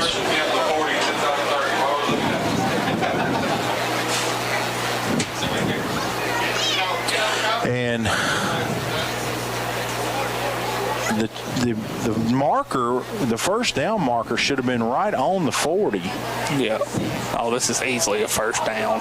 Oh, my goodness. It's a first down by half we were a yard. at 4th and 4 from the 34. The ball is at the 29. Now, I'm a former math teacher, okay? So if the line of scrimmage was at the 40, the side judge has got to know the 30 is the number. Because you watch TV all the time, they're saying move the sticks. They know where the number. This ball's at the 29 and a half. So that was just somebody that didn't add correctly. But now, from the naked eye, it looked really close. Yeah, because the ball was spotted on the opposite side of the field from the sticks, too. But so first down at Adair County, big first down. That moves the chains on 4th down. Grant, straight back to throw. He's Aiden Smith wide open. If he'll throw it to him, oh, my goodness, that's way out of the end zone. Deep, and he throws it 10 yards out of the end zone. He gave somebody a souvenir on that home run ball. Yeah, it landed 10 yards out of the back of the end zone. He had Aiden wide open down there, but the intended target was Stonebreaker, and that's going to set up 2nd down and 10. And we got Jean Wheeler listening tonight. Jean, I'm sure she'll be a Downtown Day participant tomorrow, as all that stuff starts early. You know, John, in Lane's defense right there on that pass, Robbie Harmon was wide open in the back of the end zone. But he was out of bounds. Okay. Robbie's down there, but I mean, you got 5 guys down there that were wide open. Solomon he was throwing it to, but he did not see. Aiden Smith was wide open. Streaking across the middle. Yeah, he was wide open. 2nd and 10. Dare County in a different look this time. Butler County threatening to bring pressure. They got 8 guys in the box, and they do bring pressure, and they've got Ryder this time after about a 1-yard gain. And that was just a run blitz by the Bears. And that's where you got to get your plays in a little bit quicker. I believe if they had a little bit more time that Coach Stonebreaker would have called a check down right there, because that play was not designed for the pressure that Butler County was bringing right there. So it's going to be 3rd and 8 for the Indians. They've got to get to the 19.5-yard line. Grant, he's got Ryder Rogers back there with him. They got Koblenz in the slot. Here's a go route to Stonebreaker. Oh, baby. He's got his guy beat, and he catches it for a touchdown. I'm going to go for 2. Coach Stonebreaker holding up the 2. Going to keep the offense on the field. That was a beautiful throw and catch. It was just a go route right down the sideline, and Solomon beat his man, and Lane threw it in the bucket as he caught it in stride, got right inside the pylon, and Adair County extends their lead 24-7. That touchdown's brought to you by Breath of Grace Wellness. With 11-plus years experience, Breath of Grace Wellness is honored to walk the journey with you. They offer individual, family, and group counseling from a faith-based perspective. Visit their website, breathofgracewellness.com, as Grant's in the pistol trying to get a 2-point conversions. The Indians have not gotten one tonight. Lane's going to run it off right tackle. He's in for the 2. And we've got a wrestling match over here between Koblenz and a Butler County defender. 2-point conversion. Don't know who the penalty will be on. They were tied up pretty good. Either way, they're going to take it on the kickoff, I'm assuming. Koblenz has turned into be a real asset in the blocking game. It's his main objective in that slot, is he run blocks and pass blocks too. Sportsmanlike conduct. Unsportsmanlike against Butler County. I think that's the first time we've ever had a unsportsmanlike called on the other team this year. He's saying that. No, they called it on us. They've changed their mind and called it on us. The PA said it was on Butler County, but I knew we couldn't get away with it. Stonebreaker is not happy as he runs over to his kids. I don't know if it's just on us or is offsetting. And Coach Stonebreaker is not happy right now. You don't see him very demonstrative on the sideline very often toward officials. He's usually involved in coaching the game. Scott said it's on us, but he pointed to Butler County the first time, and they're still trying to sort it out. I mean, that's not hard, guys. They called it unsportsmanlike against Adair County. So we're going to take a 30-second break as we'll get this sorted out here and have kickoff awaiting. 26-7, Indians leading on the Indian Radio Network. Everyone's talking about the easy way to do your banking. And the best part? It's free. The First and Farmers National Bank mobile banking app allows you the freedom to make the deposit right from your mobile device. While you're on the mobile app, you can also transfer money, pay your bills, and check your balance. If you haven't already, download the First and Farmers National Bank mobile app today. Just one more way we're putting you first. Deposit limits apply. Standard rates and fees may apply from your wireless carrier. First and Farmers National Bank, Equal Housing Lender, member FDIC.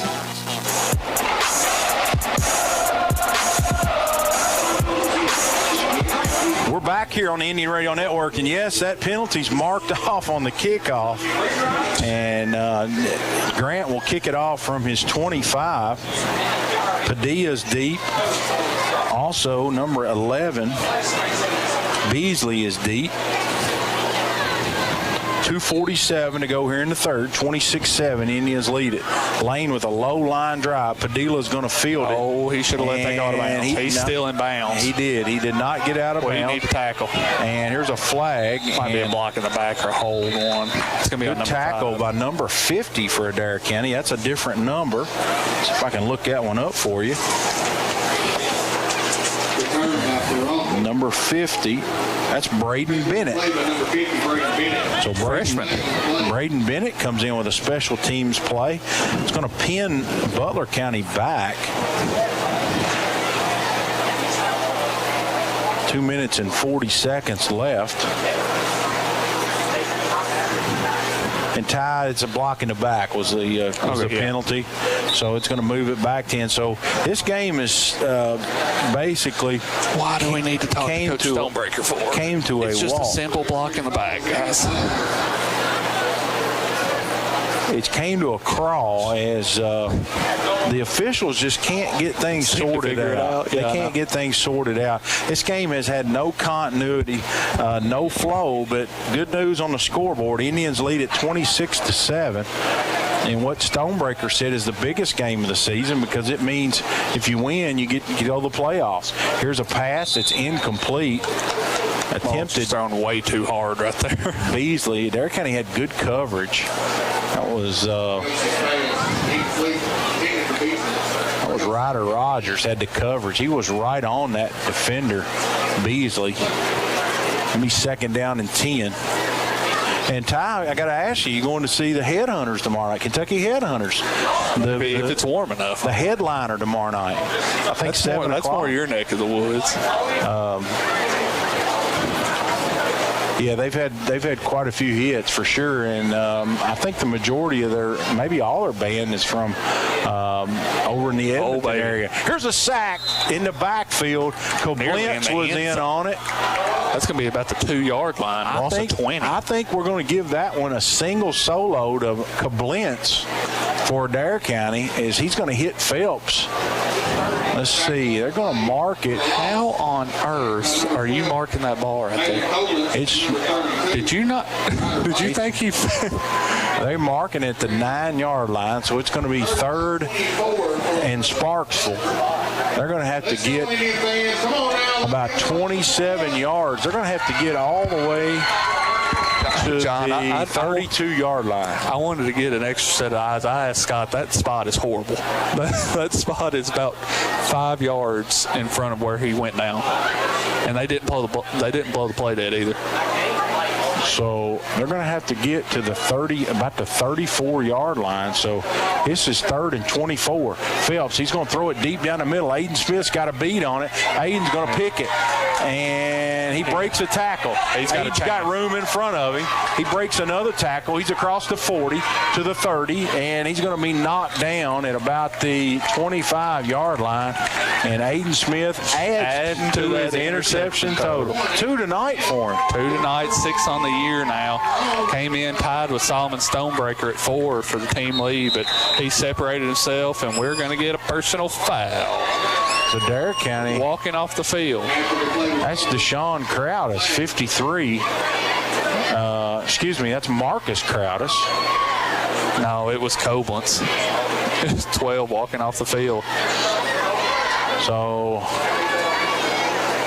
oh my goodness. We'll have to sort this one out.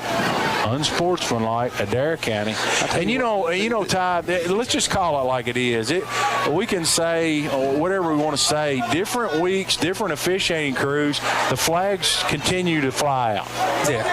Well, I tell you what. I'll just an observation from this crew tonight. I know none of them. They don't seem to have very good eyes, but they have very good hearing. It's superior hearing. Maybe too good sometimes. So I'll leave it at that. As Adair County's going to take the ball, we thought around the 20, but it's going to be backed up now to the 41, the Butler County 41. They're looking to move to 5-3 on the season. Grant straight back to throw. Lane. Now he's going to scramble out there, getting some pressure. Just get rid of it. He's going to dump it off to Rogers, and Ryder can't handle it. It'll be 2nd and 10. Just Great job of keeping his eyes downfield. Lane right there, just behind Ryder. Ryder had a little room to wiggle right there. It was a great read right there. He just threw it a little bit behind Ryder. Ryder didn't get his shoulders turned good.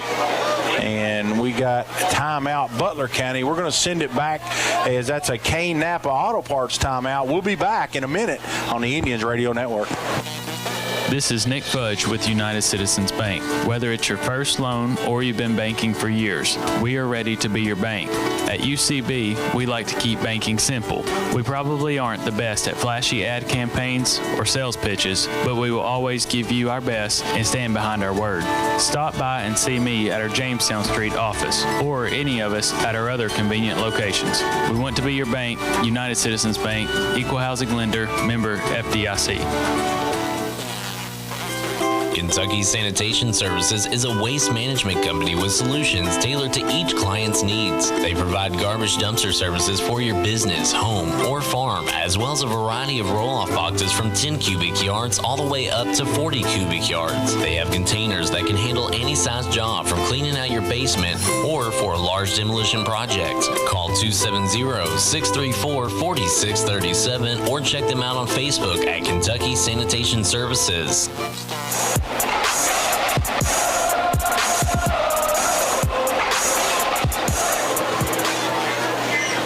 It'll be 2nd down and 10 for the Indians at the 42. 1:10 left here in the third. They lead at 26-7. As the officiating crew, they're still huddled, having a meeting of the minds. It has really been a titanic struggle tonight, just getting the ball set, ready for play. Now we're ready to go. Koblenz is up in the slot. 3 wide receivers, 2 to the right, 1 to the left. Ryder Rogers is back there. Here's a quarterback draw by Lane Grant, and we got another holding as Lane is pretty much, he's going to be tackled down inside the 5. And that one's coming back, I think. Yes, holding on Adair County. So the penalties continue to pile up. We got an injured Butler County player. And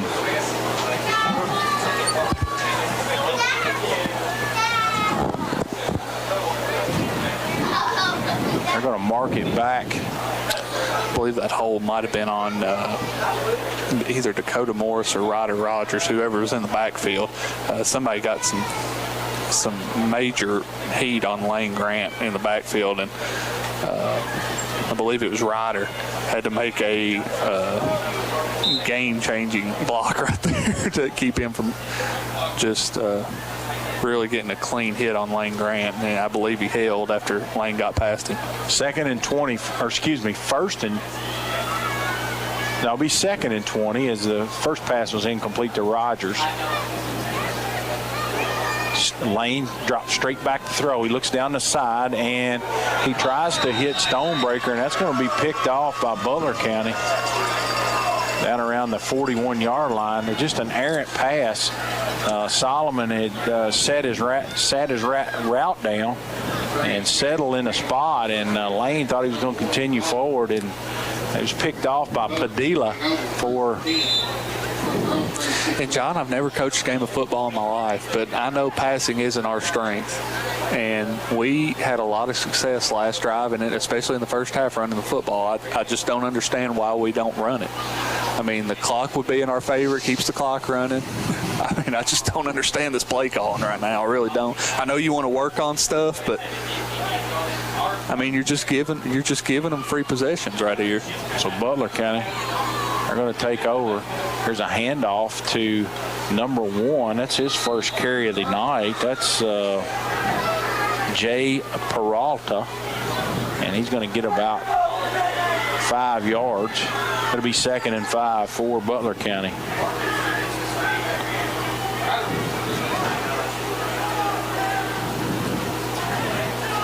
Clock's running, 13-12. That could be the last play of the third quarter.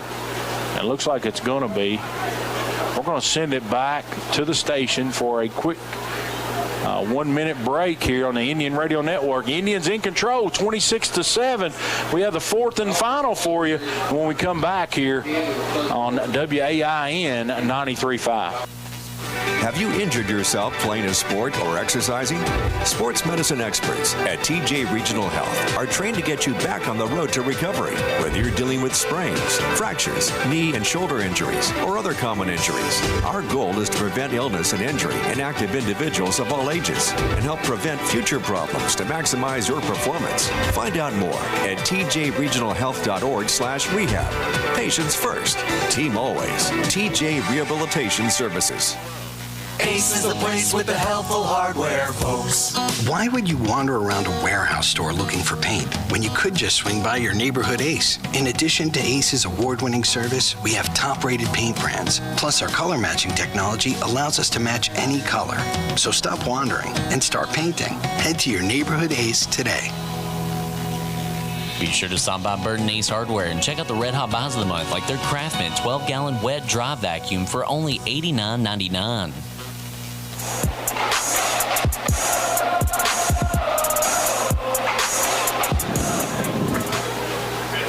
We're back here on the Indian Radio Network. Our second half is brought to you by Grissom Martin Funeral Home, a quality funeral home in Columbia offering carrying arrangements that realize that a funeral is as much for friends and family as it is for the deceased. Visit their website at grissommartin.com. As I don't think I've ever seen that, Ty. All the officials get both teams out on the field, 11 on each side together, in one big huddle. And I guess that's to talk about sportsmanship and how we're going to play this fourth quarter here. Is it's starting to get a little bit chippy. Indians lead at 26-7. 2nd and 7 for Butler County. The line of scrimmage is their own 39-yard line. As they're in, the Adair County's in control. This clock needs to run. Here's a handoff to Phelps, and he's going to get a medium gain right in behind his center and right guard. And Adair County's got a player down.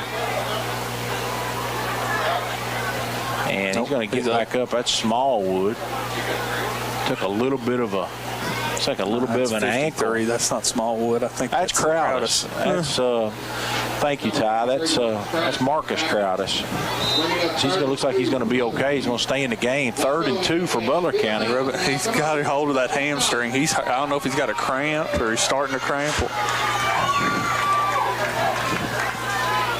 So Butler County, they're in a run formation. They're in 4-down territory. They got 8 guys up in the box, and they're going to try to hold them out here. Here's a handoff. No, the quarterback keeper, Phelps, around the left end. And we got more flags. Of course there is. It's over near that Butler County sideline. And Crowdis is going to limp off the field.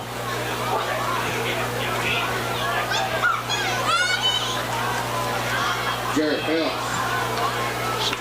on the run. It's going to be on Butler County. Hey, it's on Butler County.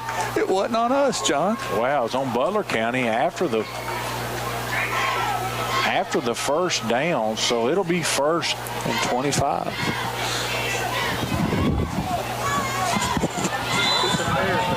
As the chains have not reset. It's just been a discombobulation here tonight. The chains haven't moved, Ty. So the officials have got to get a hold of these guys, and we need to know that's not the right. The officials ain't paying attention to the chains. No. There's a handoff to Phelps, and he's going to get maybe back to the line of scrimmage. Should be 1st and 25. As Trevez Taylor gets up off the bottom of that pile. Give Trevez the tackle. Number 24, Lonnie Phelps. Tackled by number 52, Jordan Smallwood. No gain on the play. 10 minutes and 22 seconds to go in this one. No gain on that first down carry. They got a first down. Yeah, it's a dead ball. After the play, so it's still first down. Yeah, but the change should be 1st and 25, not 1st and 10.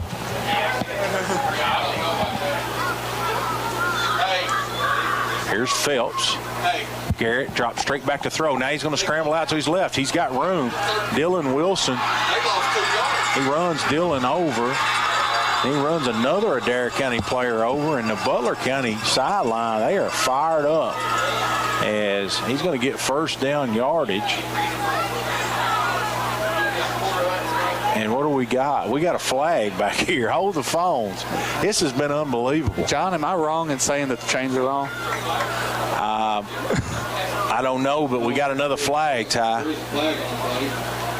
So we're going to holding against Butler County. So Phelps had a great gain around left end. And that's all for naught, as that's going to come back on a holding call. And that would have to be very deflating.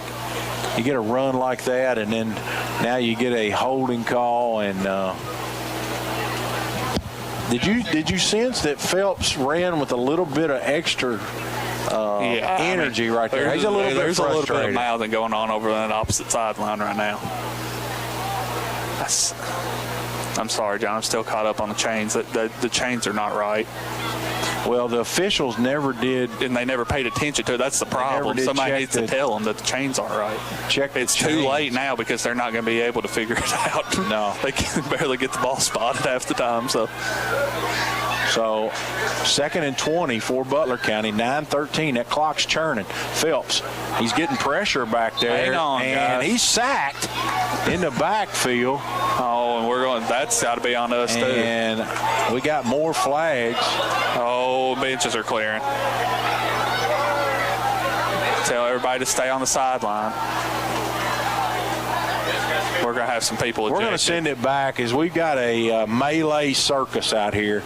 And as coaches are trying to pull guys back off the field. And we'll be back in 30 seconds on the Indian Radio Network.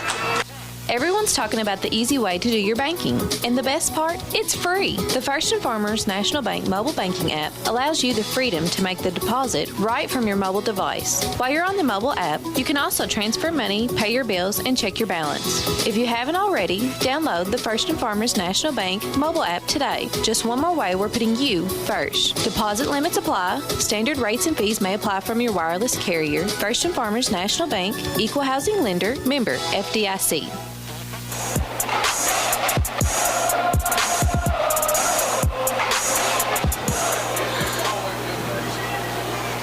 We're back here as the benches kind of funneled out onto the field.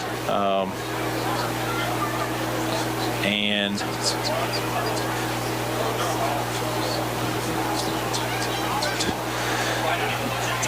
now they've got school administration out on the field. Okay, so I think there might be some upset parents on the Butler County side because they're walking over to their sideline. So now, John, here's the interesting thing. They're supposed to throw anybody out that leaves the bench, but Butler County's entire sideline was out on the field, and Butler County only has about 30 to 35 players on their team, their entire team. So this could get really interesting right here if they do what they're supposed to. The Adair County School Administration, both assistant principals and the principal are over there. It's a crowd issue, as somebody's probably going to have to leave the premises. As we're going to take a break while we sort all this out. It could be just a minute before we resume play. We'll try to have it for you when we come back here. 26-7 on the Indian Radio Network. United Citizens Bank. This is Matt Loy with United Citizens Bank. Although I'm very proud of all the products and services we offer, the best thing we have to offer is good, old-fashioned customer service. It may seem like banking is moving to smartphones and computers, and while we can do that too, we don't think anything can replace a firm handshake and your confidence in our word. When you think personal service and customer-first banking, think UCB. United Citizens Bank, Equal Housing Lender, member FDIC.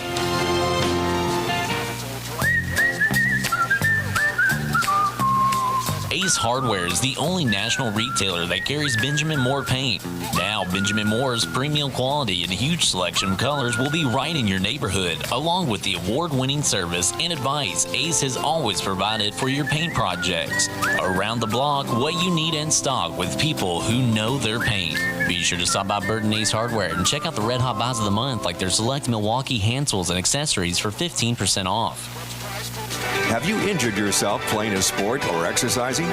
Sports medicine experts at TJ Regional Health are trained to get you back on the road to recovery. Whether you're dealing with sprains, fractures, knee and shoulder injuries, or other common injuries, our goal is to prevent illness and injury in active individuals of all ages and help prevent future problems to maximize your performance. Find out more at tjregionalhealth.org/rehab. Patients first, team always. TJ Rehabilitation Services. Everyone's talking about the easy way to do your banking. And the best part? It's free. The First & Farmers National Bank mobile banking app allows you the freedom to make the deposit right from your mobile device. While you're on the mobile app, you can also transfer money, pay your bills, and check your balance. If you haven't already, download the First & Farmers National Bank mobile app today. Just one more way we're putting you first. Deposit limits apply. Standard rates and fees may apply from your wireless carrier. First & Farmers National Bank, Equal Housing Lender, member FDIC. Jeffrey's Hardware, Wholesale, and Electric is one of the longest-standing businesses in Columbia, opening their doors in 1893. Jeffrey's Hardware and Wholesale Electric is more than just a general hardware store. They offer PPG paint and paint supplies, a wholesale electrical department, a complete line of plumbing supplies, and much more. Visit jeffreysupply.com or stop by the shop on Jamestown Street. Hi, this is Cameron Smith. I'm a Campbellsville High School graduate and a Lindsey Wilson College student. I'm well on my way to earning a degree in secondary education. At LWC, I've met new people, become involved on campus, and I have loved being part of the sports programs. Visit today and you will want to make Lindsey Wilson College your new home too. Call the admissions office at 270-384-8100 or email us at admissions@lindsey.edu.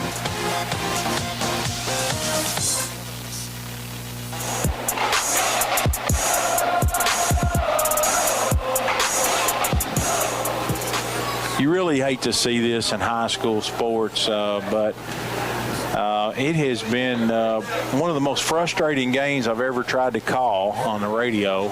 There has been so many penalties. Now we've got obviously players, coaches very upset, and we had to take administration and law enforcement to the other side.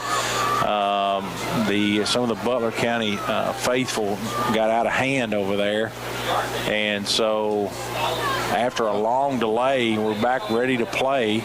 Ball's on the 11. The yard to gain is the Adair County 48-yard line. So it's going to be 3rd and 37, or 2nd and 37. Here's an incomplete pass to number 11. That's Beasley. It was a little slant route, and it'll be 4th down. So could we see Butler County's first punt of the night here?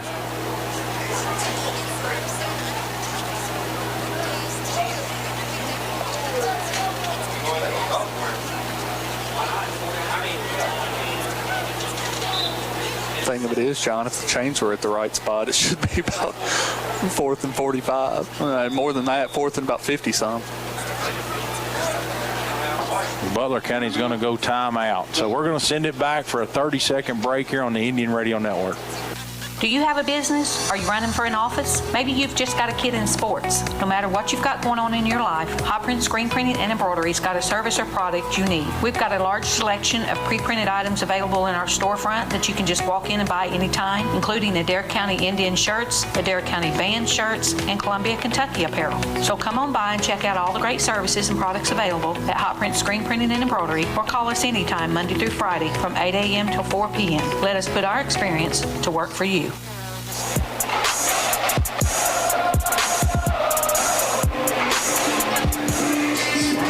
Butler County went timeout with 9 minutes to go. 4th and 37. I'm assuming they're punting the football. The line of scrimmage is the 11-yard line. Got an update in that Glasgow-Hart game. Glasgow scored with 40 seconds to go to take a 19-15 lead. They trailed at 15-12, and Glasgow goal to go from the 1-yard line and scored with 40 seconds. Hart County's got the ball with 17 seconds out around midfield. Here's a long pass on the fake, and it's going to be broken up. That's smart right there. Just knock it down, John, not catch it. Jaden Miller with the breakup. So Adair County's going to take over down here on about the 11-yard line. So a fake punt, kind of an inopportune spot for that, with down and distance as well. Yeah, that's the difference. If he would have intercepted that, if he would have intercepted it, we would have had it on the Butler County 40. Instead, we get it on the 11. That's great that he knocked it down. So Adair County football, 8:54. They're really looking to put the final nail in the coffin here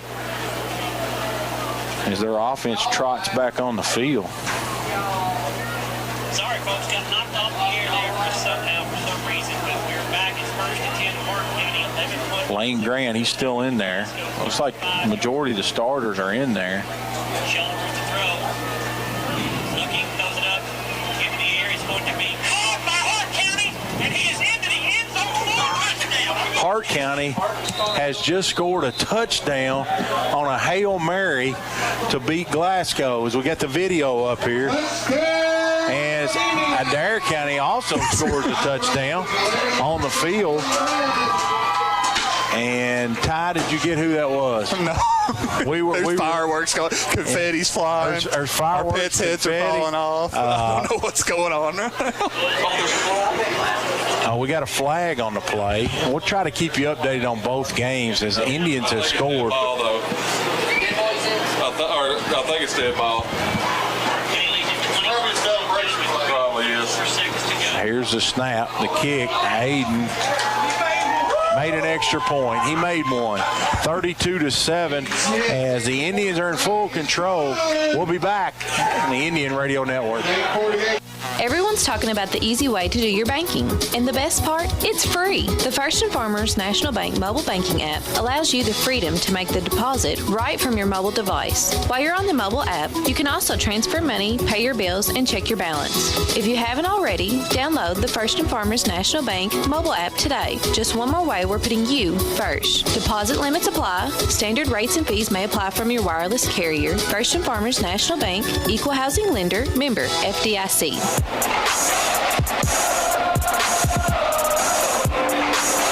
Did you get any clarification on that penalty in the Glasgow-Hart game? Dead ball penalty, I think, because he signaled. That was Ryder Rogers on the touchdown run. We got clarification. I apologize, as Hart County had one play from their from the Glasgow 40, and they throw a Hail Mary touchdown.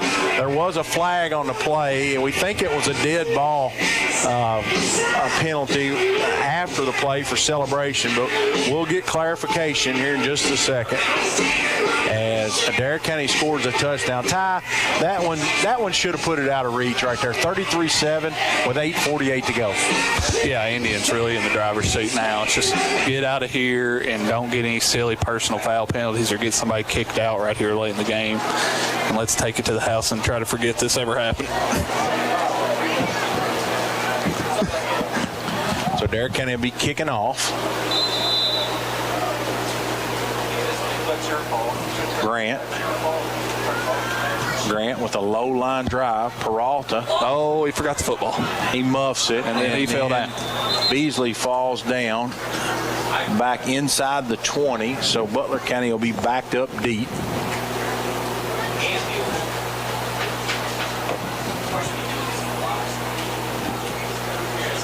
With 8:44 to go.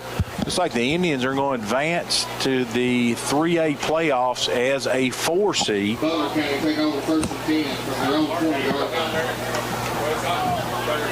What a crazy ending in the Hart County Glasgow game, Ty. You never, we saw the same thing. I don't know if you saw it last night in the West Virginia college game. West Virginia scores with less than 20 seconds. Houston throws a Hail Mary on a tip ball in the end zone, and they win it at the buzzer. So it's never over till it's over.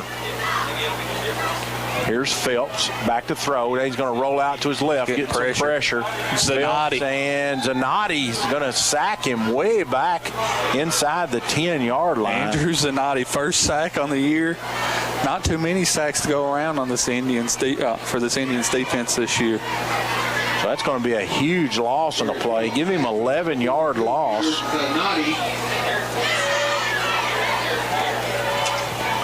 That's about an 11-yard loss on the play. It'll be 2nd and 21. It'll be 2nd and 21 for Butler County.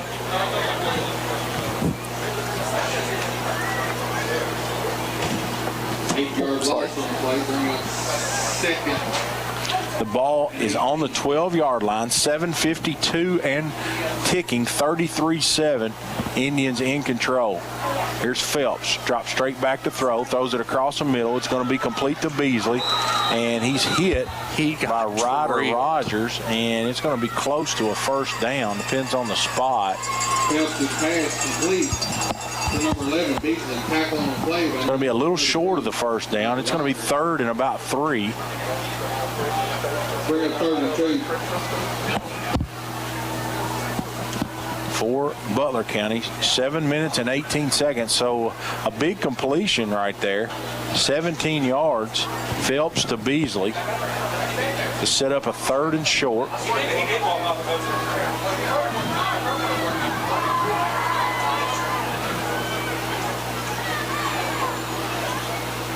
Here's the snap. They're going to hand it to Phelps. No, Phelps is going to keep it.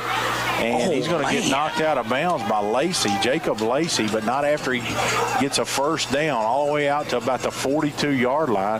Phelps stuck it in the belly of Big Phelps, but Little Phelps kept it around left end.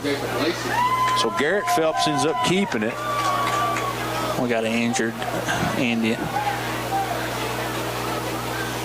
We got a Adair County player that's Zanotti.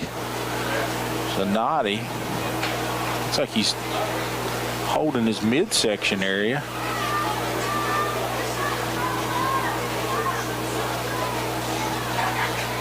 He'll come out of the ball game. So it'll be first down for Butler County.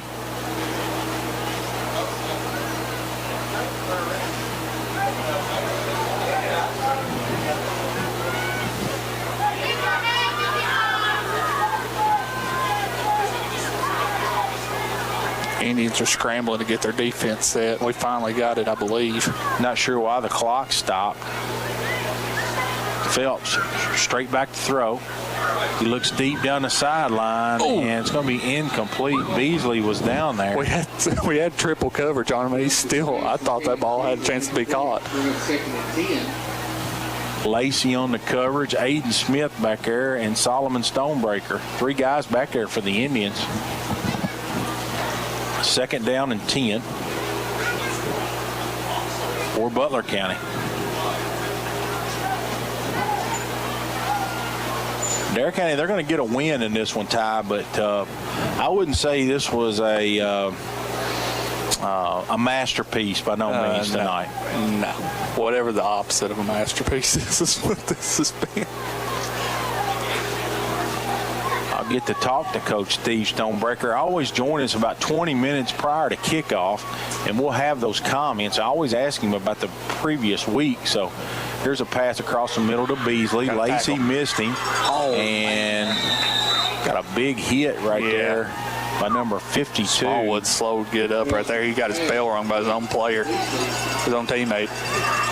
It's going to be right at the sticks. It's going to be, they're going to move the chains right at midfield. It'll be first down Butler County, and 1st and 10 for Butler from the 50-yard line. Clock is under 6.5 to go. What a wild inning in the Glasgow Hart game. Ty, did that game go final? It did. It did. So that game went final. Hart County 22, Glasgow 19. What a way to get beat. That was at Glasgow, too. A Hail Mary tie down the sideline. Young man just ran up and got it. Thriller in Bowling Green. South Warren trails Bowling Green 27-28, about to go for 2 in the lead. Here's Phelps. He's going to roll out to his right, and he's going to get chased out of bounds by Smallwood. Hey, great job, guys.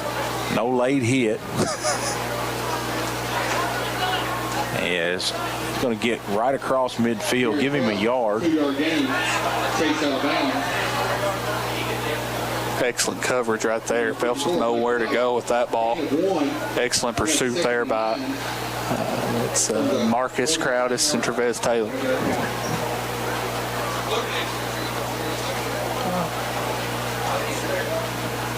5:51 to go. Clock stopped. I don't understand why. Hart County 22, Glasgow 19.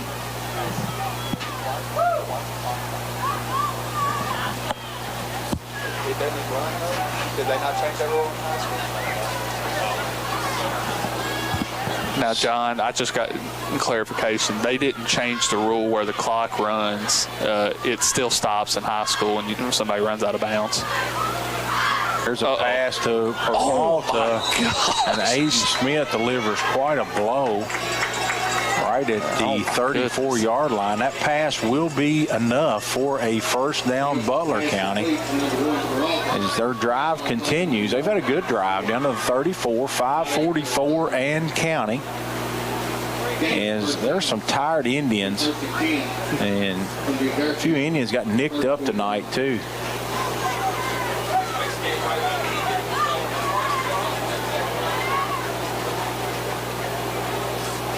Nothing major, just several little small injuries tonight. Here's Phelps.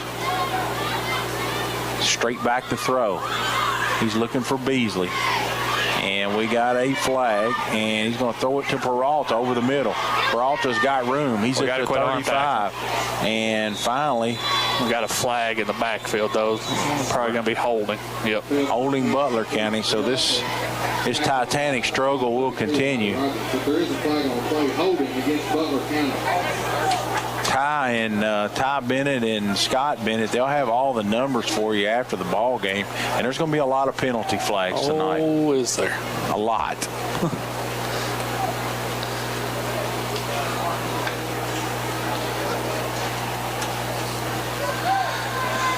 I don't think this game can last any longer, John. I'm just letting you know. It can't. Just when we get some momentum and the clock keeps running. 1st and 20. 1st and 20 for Butler. Garrett Phelps. He's back there with Lonnie Phelps. Garrett straight back to throw. He drops it off to Lonnie. Lonnie's over the 40, 35, puts his head down. He's tackled out of bounds. And I'll try to get a number. It was on the far side over there. That was Deshaun Crowdis with the tackle.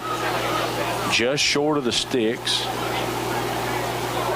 Phelps' pass complete, number 24, Lonnie Phelps. It's going to be 2nd and about 2. Gain of 18. We're at 2nd and 2 for Butler.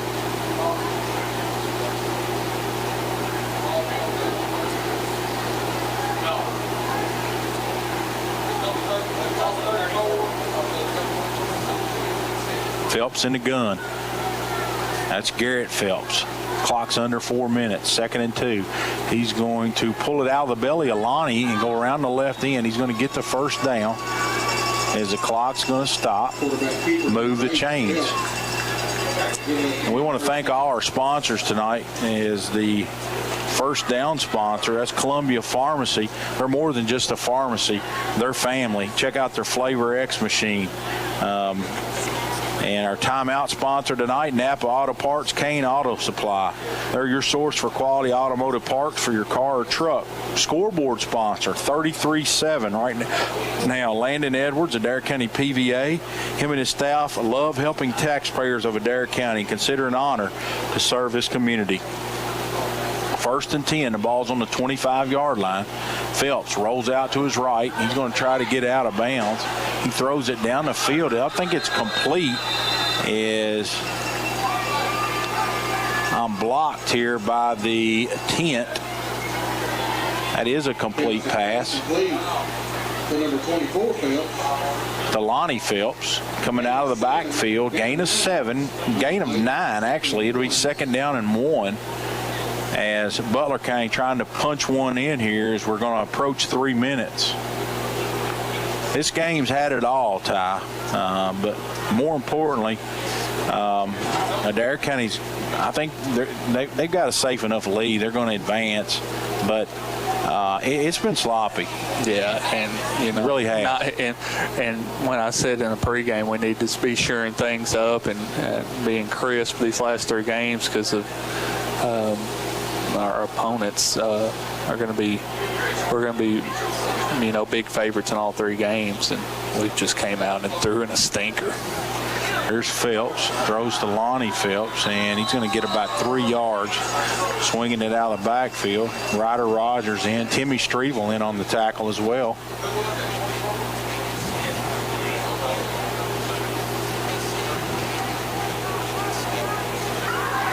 I'm not sure why we're stopping the clock. It's not a 1st down.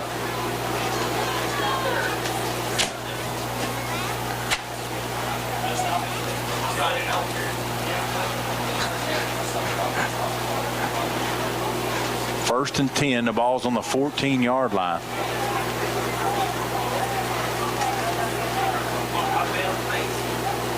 Phelps. He's going to fake it into the belly of Lonnie Phelps. He's going to keep it around left end, and he's down inside the 10-yard line. Good run there by Garrett Phelps. No quitting, Phelps.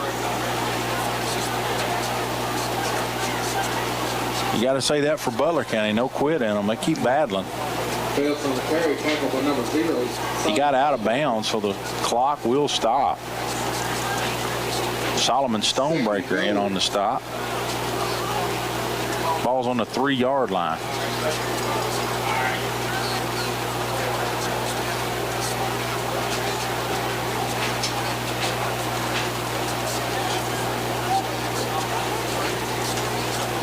Butler County's isn't in a hurry for they want to try to score.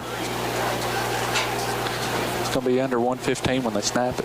I'm going to say he's going to hand it to Lonnie right here. I think it's going to be a read option. Hand it to Lonnie Phelps, and he's going to get in for the touchdown. So Butler County punches one in with 1:07 to go. Butler County touchdown, number 24, Lonnie Phelps. And we got a flag. Another flag. 2 different colors too. I don't know if that means something or not. The referee said run the clock. We just want to get out of here. Yeah, it's a 2-point conversion. You can't run the clock. The official wound the clock. I know, but he can't do that. He can't do that. Just don't say anything. I want to get out of here. I mean, this has been. I want this to be over. This has been a gom. It really has. The official said there's a minute left, and if you're Butler County, both teams, the officials, it's just been. I think it's been an all-systems failure from everybody tonight. I think they picked them up. They picked the flags up. They're just going to run the clock and get out of here. I haven't seen anything like that. So we're at 22 seconds. After the touchdown, they ran 1:07 seconds. He might have just wanted to keep his arm loose, John. Attempting the 2-point conversion. We might get it off. Oh, we stopped the clock now. We have stopped the clock at 11 minutes. For the extra point. Great. And Phelps is going to go for the 2. They fake it, and he's tackled back here. And